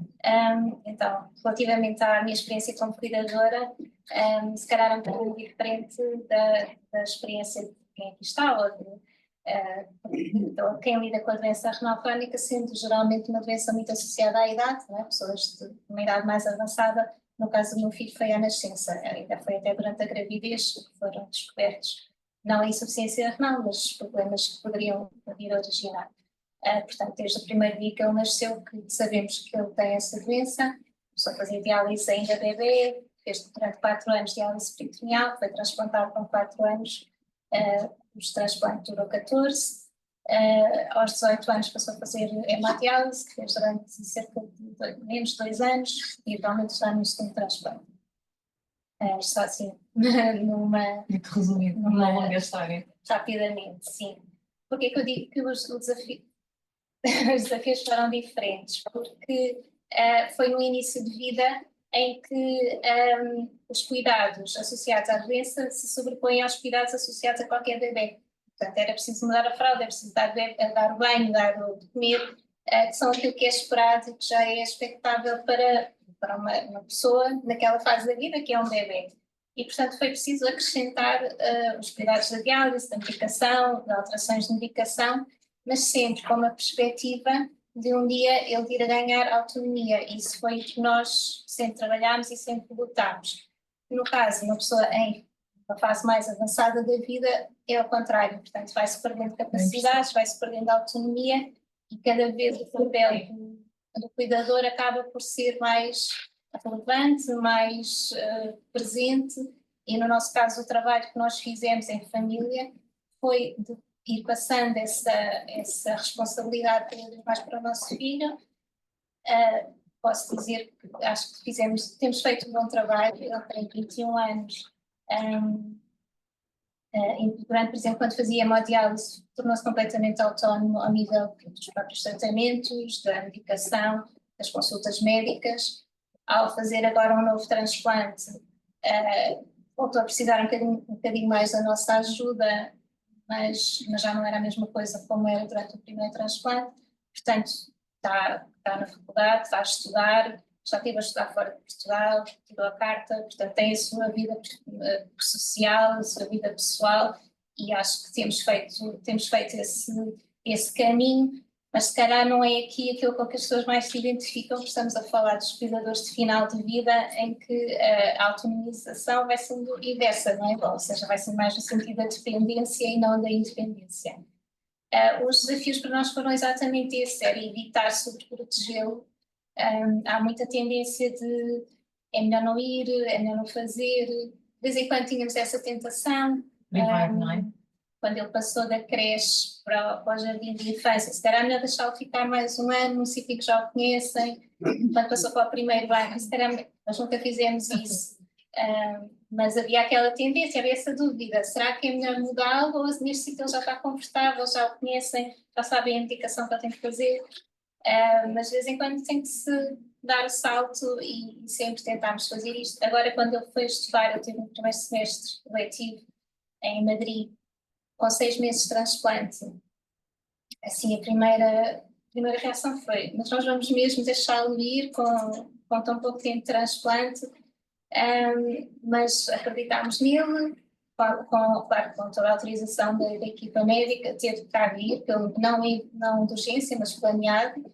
Portanto, tivemos que fazer negociar aqui o que é mais importante, ele ficar cá ou ele ter esta experiência, tendo algumas condicionantes. E achámos que seria mais importante isso e realmente ele já voltou, correu tudo bem, não houve nenhuma intercorrência, felizmente, esteve lá fora 5 meses, vindo cá pelo meio, e portanto tem sido o evitar sobreprotegê-lo, dar-lhe as oportunidades que ele teria.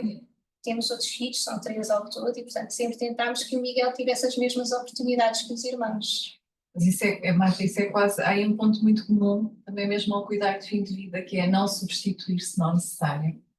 Não é? E eu percebo que há essa tendência, e essa tendência existe, quer na idade da pequena infância, quer depois na idade avançada. E eu percebo que para o cuidador seja tentador substituir. É como nas crianças, é porque é mais rápido ou porque vamos proteger. Às vezes nos idosos também, é porque é mais rápido, vou despachar. Mas isto é um desafio para o cuidador saber até onde é que tem que deixar, não é? A autonomia, incentivar a autonomia, promover a autonomia.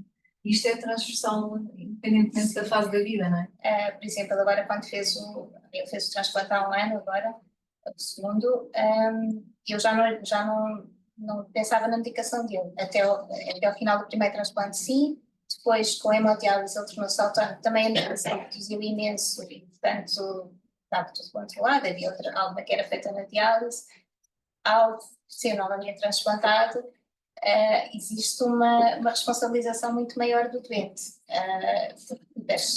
é toda a medicação, é a água, é todos os cuidados que são necessários, portanto é tudo novamente para o doente e por isso é que nós voltámos a ajudá-lo um bocadinho mais. E então eu tinha alarmes no meu telemóvel para a medicação dele. Mas desde que ele esteve fora em Madrid, eu vou desligar, porque senão eu vou estar preocupadíssima em cá, será que ele já tomou, será que não tomou? Depois mando-lhe mensagem e ele não me responde. E portanto foi mesmo confiar e pronto, e é um processo que agora já está feito e ele está autónomo novamente. Marta, obrigada por esta partilha inspiradora. Já vamos voltar à Marta. Queria só agora falar um bocadinho com o Paulo Urbano, enquanto presidente da APIR. Paulo, e depois porque isto vai elencar com a próxima pergunta que tenho para a Marta, é enquanto representante de uma associação de doentes, uma vez que tem uma visão muito mais ampla de todas as necessidades dos doentes, famílias, dos seus cuidadores, quais são os desafios que identifica como sendo os mais exigentes que a associação tenha junto dos doentes? Desafios esses que têm que ser enfrentados, não é? Para garantir melhores condições de vida para os doentes, para os familiares e principalmente para os seus cuidadores também. Em primeiro lugar, queria desejar boa tarde a todos os presentes e aqueles que nos cheguem online. Peço desculpa que estou com a voz, estou um bocado doente, constipado. Queria também agradecer à doutora Sofia Barros e à doutora Marta Paulino por este convite, porque este tema para mim caiu na bucha. Neste tema, hoje em dia e atualmente na minha vida, eu represento 3 papéis neste tema. O de doente renal crónico, que precisa de cuidados, há dias em que precisa de cuidados. O de cuidador, derivado da doença que o meu pai está a desenvolver, esse neurológico. Não cuidador a 100%, mas cuidador, acaba por ser cuidador. E o mais importante, cuidador do cuidador, que é uma situação que ainda é mais desgastante, esse cuidador do cuidador, derivada de todas as situações que aqui já foram descritas, né? A anulação da própria pessoa, etc. Como presidente da APIR, é uma grande preocupação que nós temos, é a questão dos cuidadores. Temos vários projetos em que são dirigidos, nomeadamente só para o cuidador, sempre com participação do doente. A Marta talvez poderá falar um bocadinho mais sobre isso, que terá mais experiência do que eu, com certeza, mas claro que está nos nossos objetivos também a questão do cuidador. Aliás, ainda há pouco tempo fomos convidados para também estarmos presentes num evento em que nós falamos lá um lugar que este evento se calhar é mais dirigido para o cuidador do que propriamente para o não, porque é o cuidador que cozinha, o cuidador que tem a responsabilidade da alimentação do cuidador. Isso dos projetos é muito importante e muito interessante, e era exatamente essa pergunta também que eu tinha aqui para a Marta, enquanto coordenadora da APIR. Portanto, uma associação que presta só apoio aos doentes. Nós também já tivemos aqui várias, e às suas famílias, e tivemos várias conversas nesse sentido, e a Marta já me partilhou algumas experiências de encontros que a APIR organiza para doentes e para as suas famílias, e que foram interrompidos pelo Covid, penso eu, e era sobre isso e sobre a importância da participação dos cuidadores e dos familiares nesses encontros que eu gostava que a Marta nos desenvolvesse aqui um bocadinho, para tentarmos perceber também, portanto, isto interrompido pelo Covid, mas agora retomado, qual é o planeamento que a Associação tem para reabilitar estes encontros, porque acreditamos genuinamente que eles tragam um valor e que sejam necessários para as famílias, tal como estava a dizer. Sim, portanto, nós tivemos encontros presenciais, começaram por ser de doentes, mas depois sendo um fim de semana, que sempre foram abertos aos cuidadores. Mas no primeiro ano, então, que fizemos esse encontro, o programa era igual para todas as pessoas. Portanto, havia um momento de partilha, de experiências, em que estavam todos juntos, quer fossem doentes, quer fossem os acompanhantes, cuidadores, sejam eles para fora para o parentesco.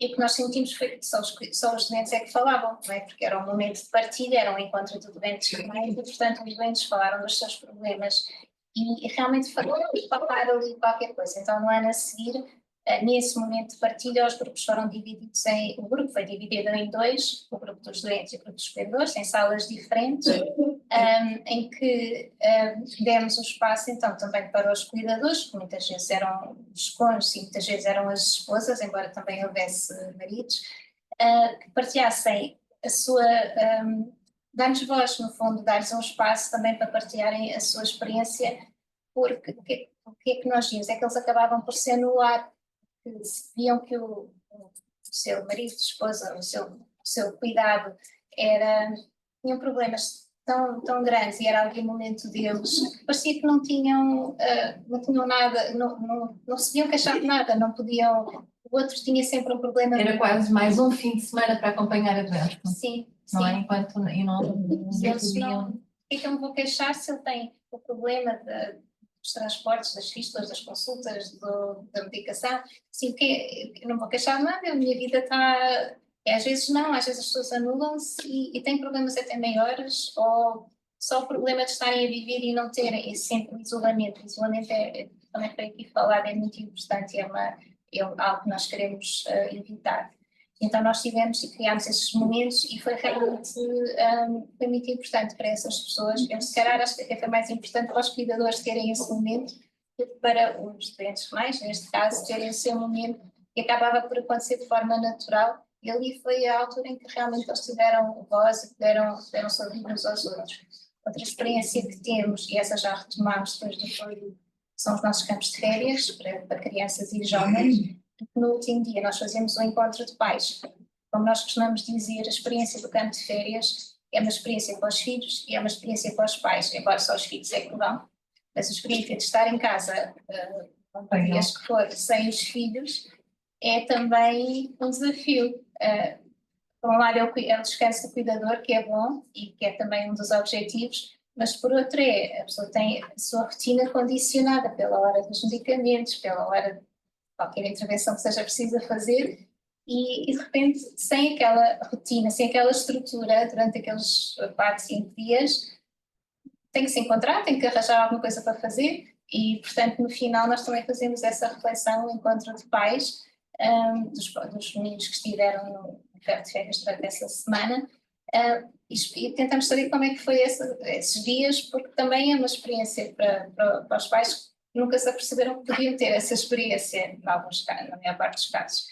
E, portanto, essa também é uma experiência que nós temos. E outra é dos workshops de nutrição, que também já são antigos, por estar a convidar só doentes para o evento.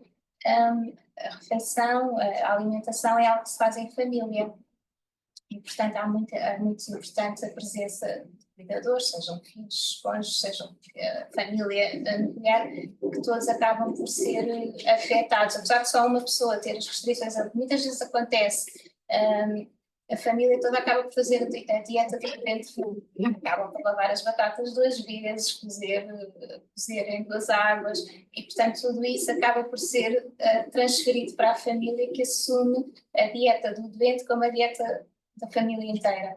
E todas as limitações de férias, de convívios familiares, de celebrações familiares, acabam por muitas vezes afetar a família inteira e, portanto, também temos de ter cuidado ao resto da família. Paulo, portanto, vamos continuar. Só acrescentar Força. uma coisa, o canapé disse. Eu só pedi para falar mais alto porque há pessoas que estão ali atrás. É um bocadinho complicado falar um bocadinho mais alto, mas vou tentar. Obrigada. Existem, e isso também é uma preocupação, e vai ser uma preocupação, existem doentes renais crónicos cuidadores, o que ainda é um desafio ainda maior. Eu conheço o caso de um, que é um grande desafio, ser doente crónico renal, doente renal crónico e ser cuidador. Temos que os incorporar também no nosso incorporar também. Obrigada.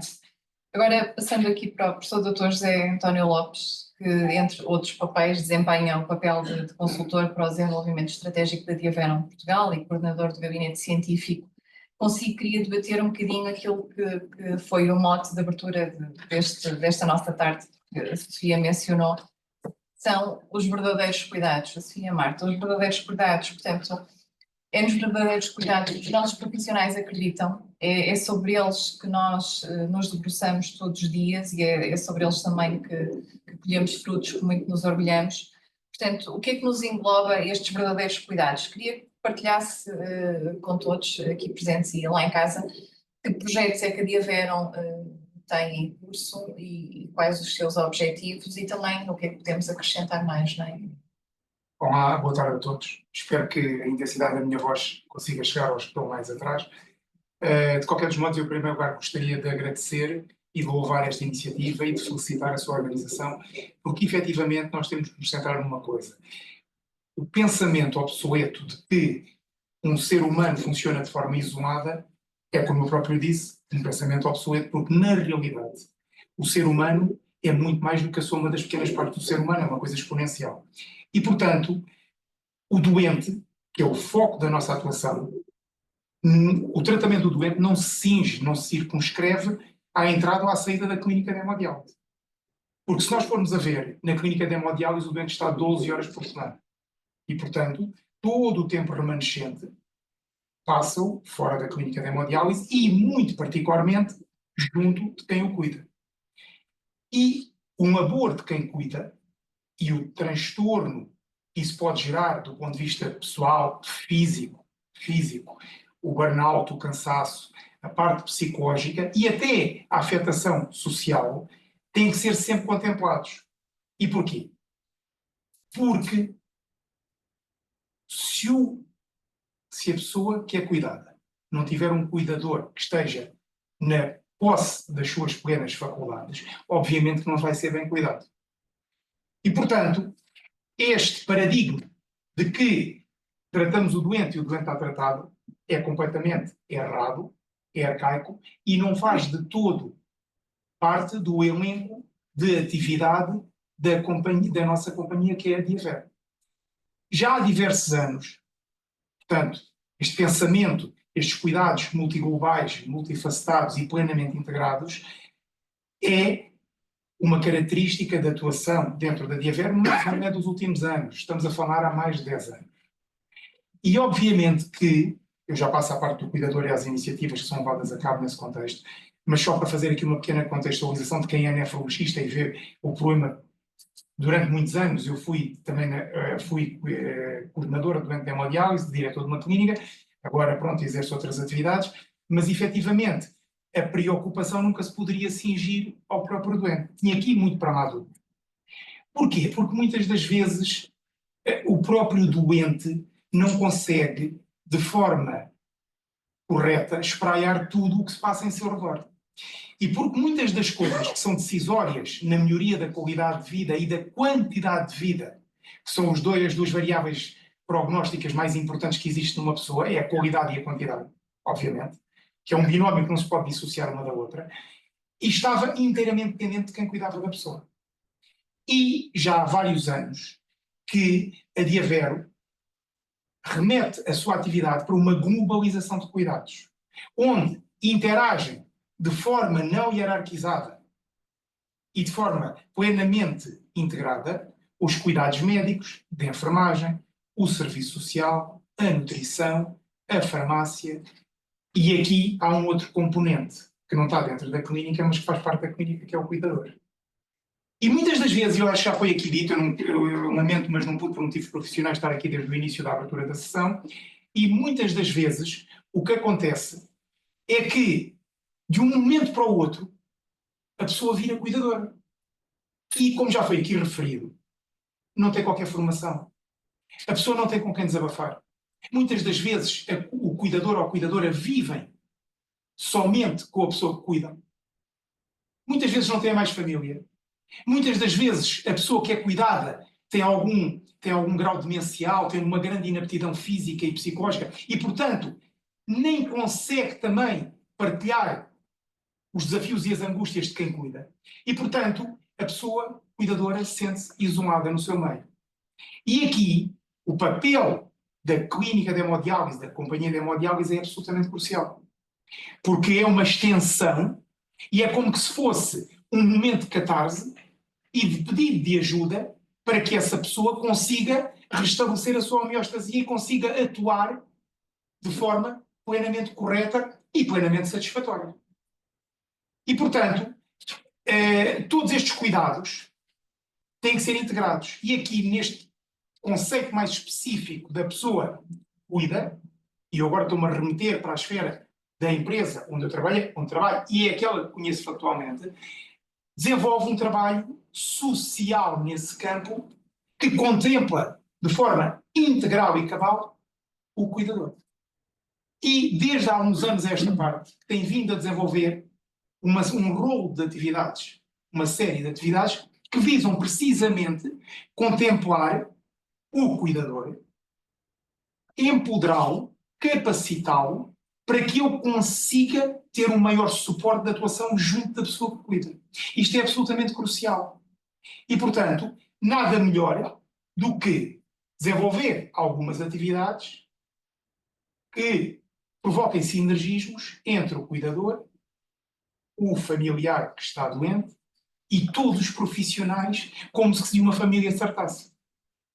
E nesse aspecto, há várias iniciativas que foram sendo desenvolvidas, com um sucesso amplamente reconhecido. E quando eu digo um sucesso amplamente reconhecido, não é o grau de divulgação que existe nos mídias, é o grau de satisfação que gera perante as pessoas a quem é dada a oportunidade de participar nestas ações. Então, neste caso, os cuidadores ou familiares, quem quer que seja, e que têm sido levadas a cabo de forma recorrente e reprodutível.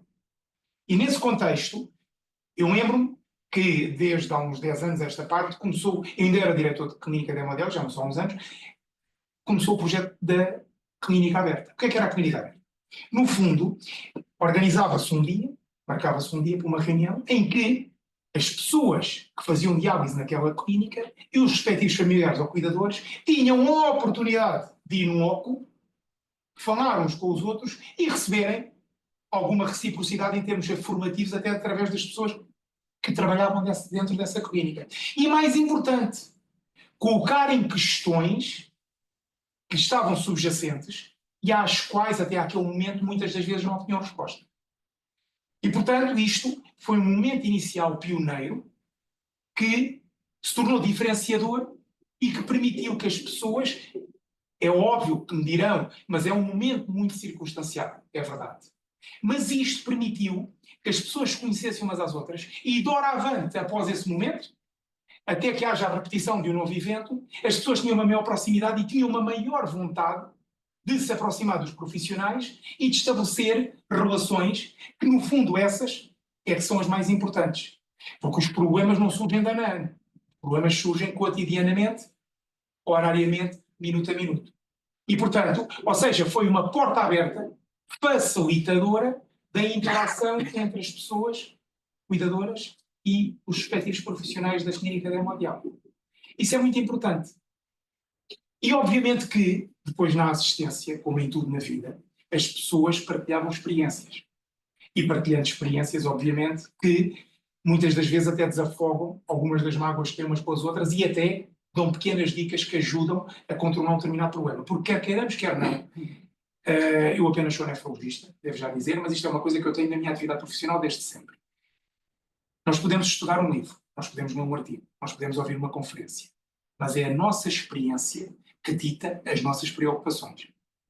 E que muitas das vezes são perfeitamente sobreponíveis à das pessoas que estão a lidar com o mesmo tipo de problema. E são essas pessoas que não são muitas vezes professores, muitas vezes não são licenciados, mas que têm a experiência e que têm a capacidade de modelar esse problema, se é que me estou a fazer entender. E, portanto, isto foi um aproximar de sinergismos de uma necessidade factual que era cuidar do cuidador. Mas reparem bem numa coisa.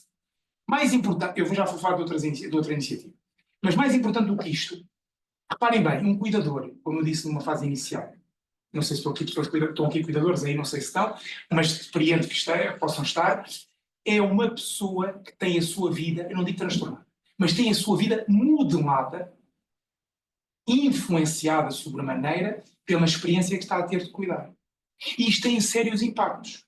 Tem sérios impactos na abstinência ao trabalho, tem sérios impactos no burnout, no na intolerância psicológica, no cansaço, na fadiga e no sentimento de culpa que se apodera da pessoa, resultante de já não ter mais forças, não ter com quem se socorrer, mas que tem que acudir ao familiar, até sob pena psicológica de se sentir recriminado porque está a ter um pensamento que não deveria ter, mas que é perfeitamente legítimo, nós todos somos seres humanos. E, portanto, o que é que eu queria dizer com isto? Desculpem lá as palavras, mas é que eu às vezes começo a falar e nunca. E, portanto, o que é que acontece com isto? O que acontece é que a Diavero, e sobretudo o Serviço Social, tem feito tem desempenhado uma atividade de excelência, têm procurado ir de encontro às diversas necessidades, às diversas lacunas que surgem na vida do cuidador. E reparem bem uma coisa, muitas das vezes estas dificuldades surgem no trabalho, surgem porque a pessoa, quer queiramos, quer não, pode não ter dinheiro. A pessoa tem dificuldade em socorrer-se das várias entidades, dos vários parceiros que poderão ajudar e que muitas das vezes as pessoas desconhecem por absoluto a sua existência. E aqui o Serviço Social, sobretudo, tem desempenhado um papel fundamental na municiação da possibilidade das pessoas poderem acorrer a essas entidades, que no fundo são entidades que vão cooperar e que poderão ajudar a suprir determinadas desvantagens que a pessoa tem. No âmbito da abstinência ao trabalho, no âmbito de problemas sociais e tudo estruturas que podem alavancar essa pessoa a ter uma vida um bocadinho mais facilitada, certo? Pronto. Um outro projeto que surgiu, que é um projeto que tem dado resultados muito bons, é, como eu disse, é absolutamente fundamental, é crucial mesmo, que as pessoas consigam partilhar as suas experiências. Consigam partilhar. Por isso é que há fóruns de treinadores, há fóruns de ministros, há fóruns de tudo e mais alguma coisa. Porque são essas pessoas que têm mais o métier, sabem mais daquele métier. E aqui o métier é as dificuldades que o cuidador tem. Portanto, não há como fazer uma reunião em que os familiares cuidadores estejam presentes e possam dialogar uns com os outros, conjuntamente com os profissionais de saúde, e aqui surgiu o Nós Famílias. Ou seja, são iniciativas, também geralmente realizadas nas clínicas de hemodiálise, em que, mais uma vez, não há tanto um grau expositivo, teórico, sobre como é que é funcionar, os cuidados com o acesso, também se pode falar sobre isso, mas, sobretudo, que as pessoas estejam à vontade para dirimir os problemas que lhes vão na aula. E falando com quem de direito, e com quem de direito são as pessoas que são cuidadoras. Porque um cuidador, nós podemos saber a teoria, mas o cuidador é que sabe a prática. E isso é em tudo na vida.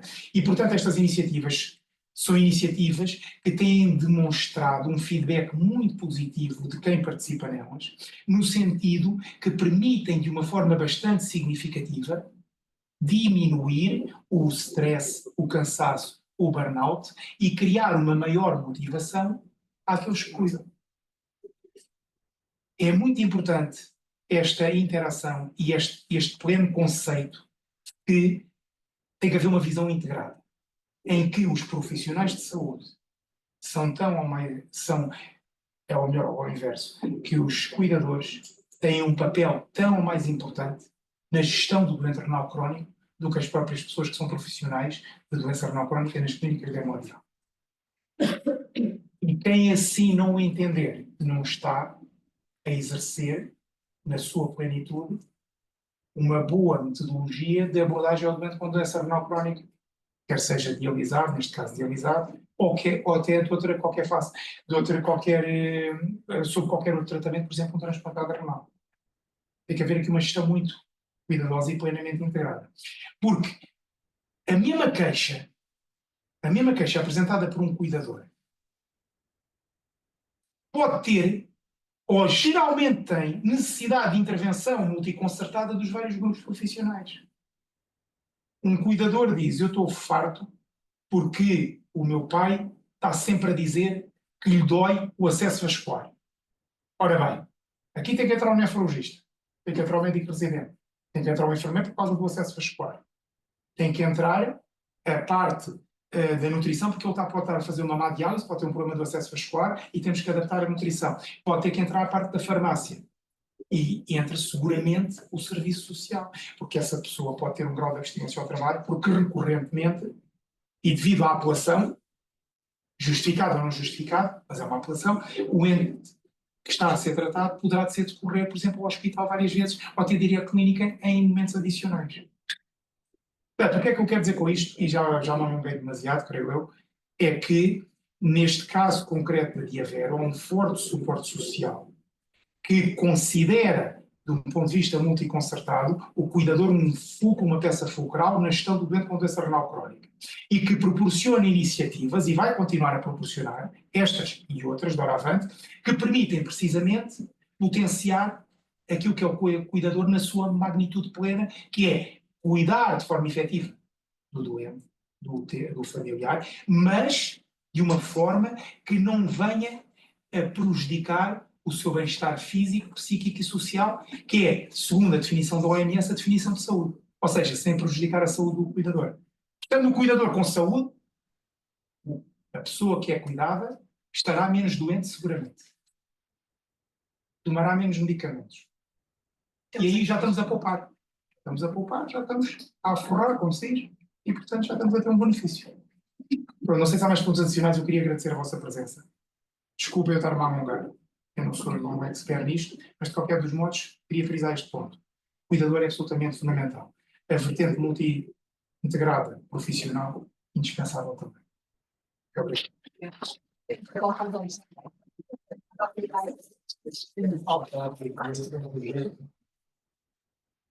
Se foi só se não se fez apresentar, mas eu vejo que é um projeto que a Diavera tem. Também tem a vertente do cuidador, que é o Vamos Viajar Juntos.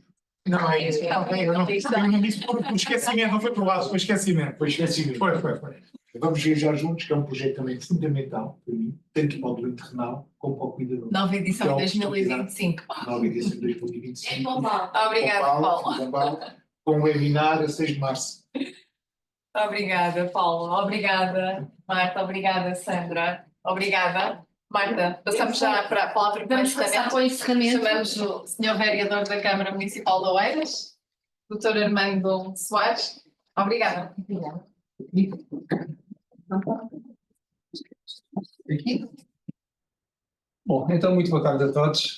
Compete-me primeiro de tudo agradecer o convite, toda a equipa da Diavera, personalizando na doutora Marta, que me endereçou o convite. Também cumprimentar aqui o meu amigo Dr. Paulo Urbano, da Associação Portuguesa de Insuficientes Renais, e dizer-vos a todos, primeiro que tudo, como vosso vizinho, sou o presidente de Oeiras Voluntários do Fundo, que estão aqui a 300 metros, ou como vereador da autarquia de Oeiras, tenho muito gosto em estar aqui convosco.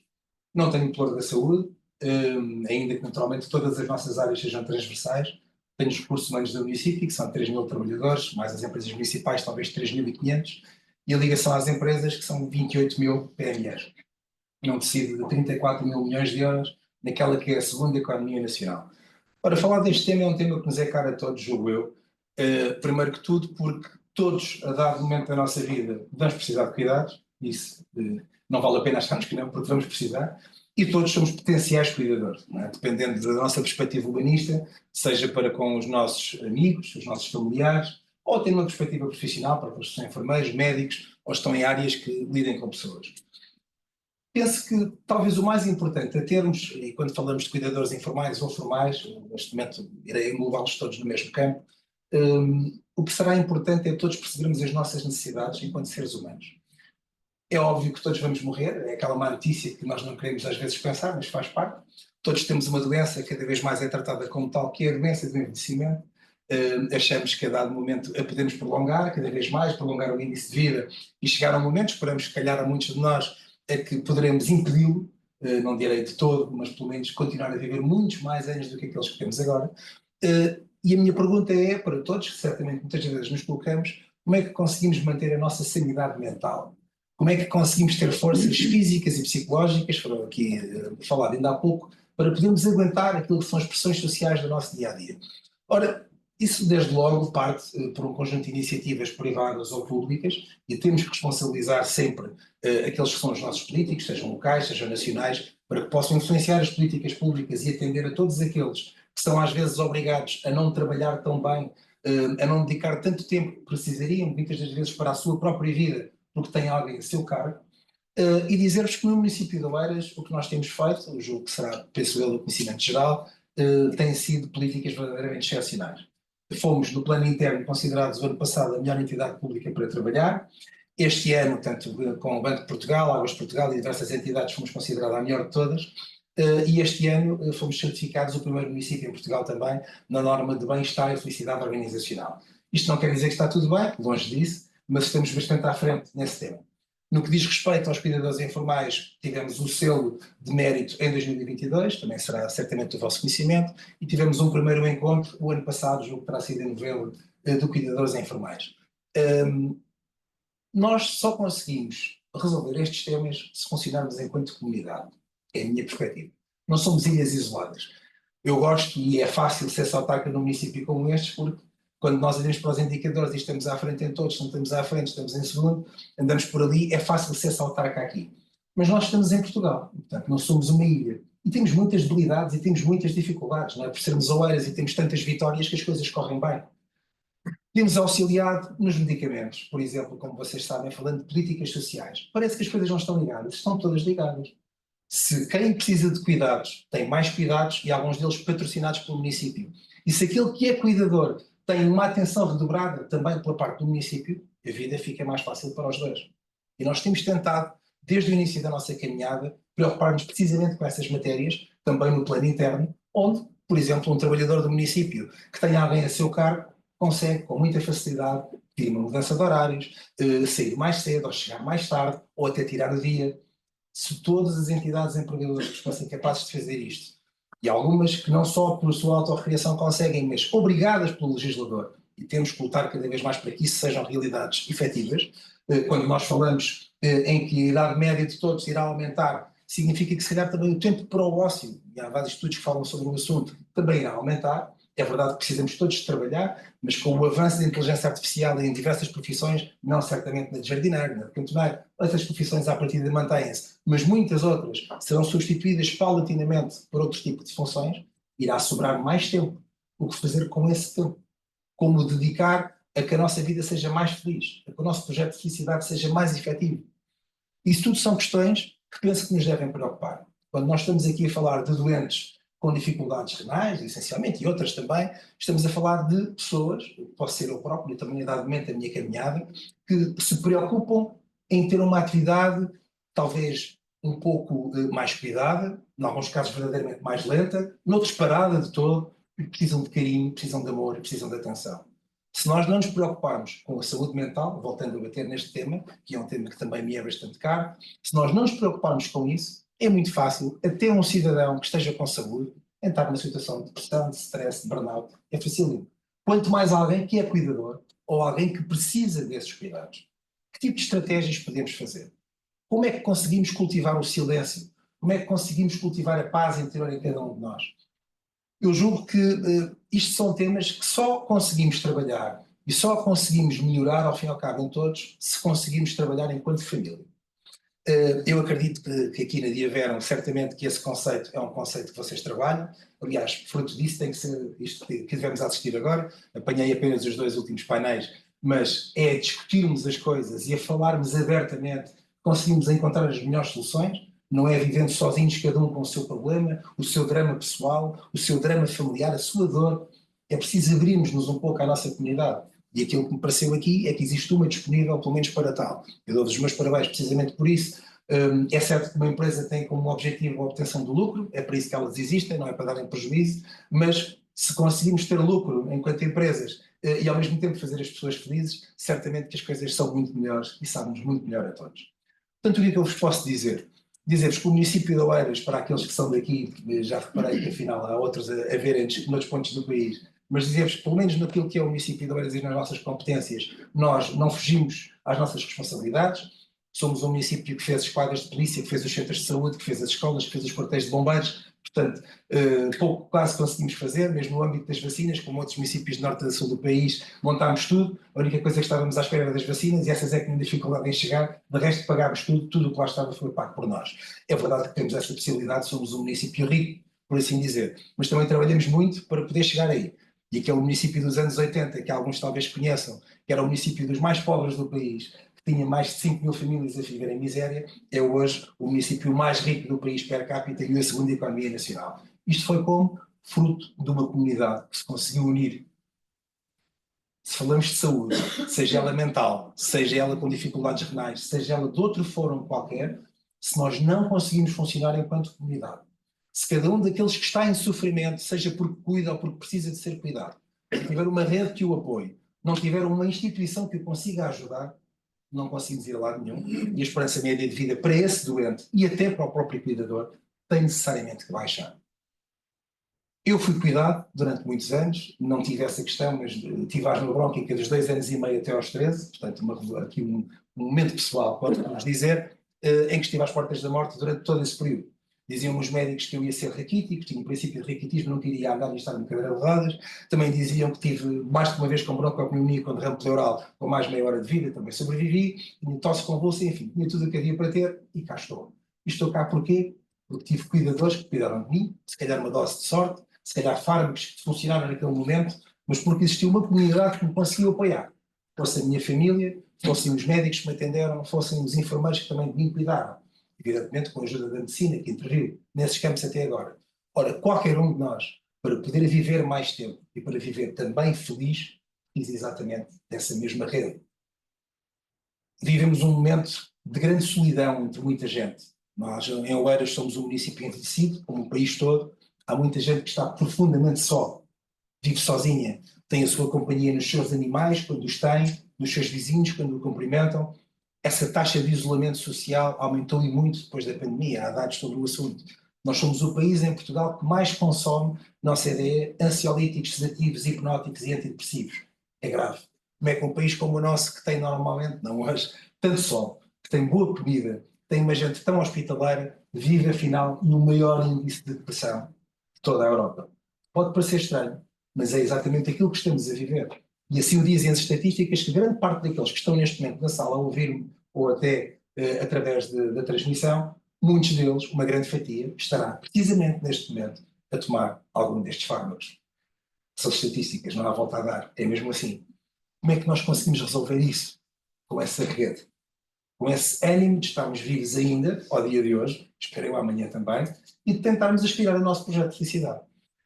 Penso que a política também serve para isto, da parte do município de Oeiras, quer a Diaverum, quer aqueles que me estão a ouvir, em instituições ou municípios do Conselho de Oeiras, podem contar connosco. Nós tendemos a atender o mais possível nas políticas sociais e de saúde àquilo que são as necessidades da nossa comunidade. Não sabemos tudo, nunca vamos saber tudo, mas estamos francamente mais à frente do que aqueles que são os nossos parceiros ao lado. Portanto, contem com a nossa disponibilidade, desejo-vos a todos a continuação do bom dia.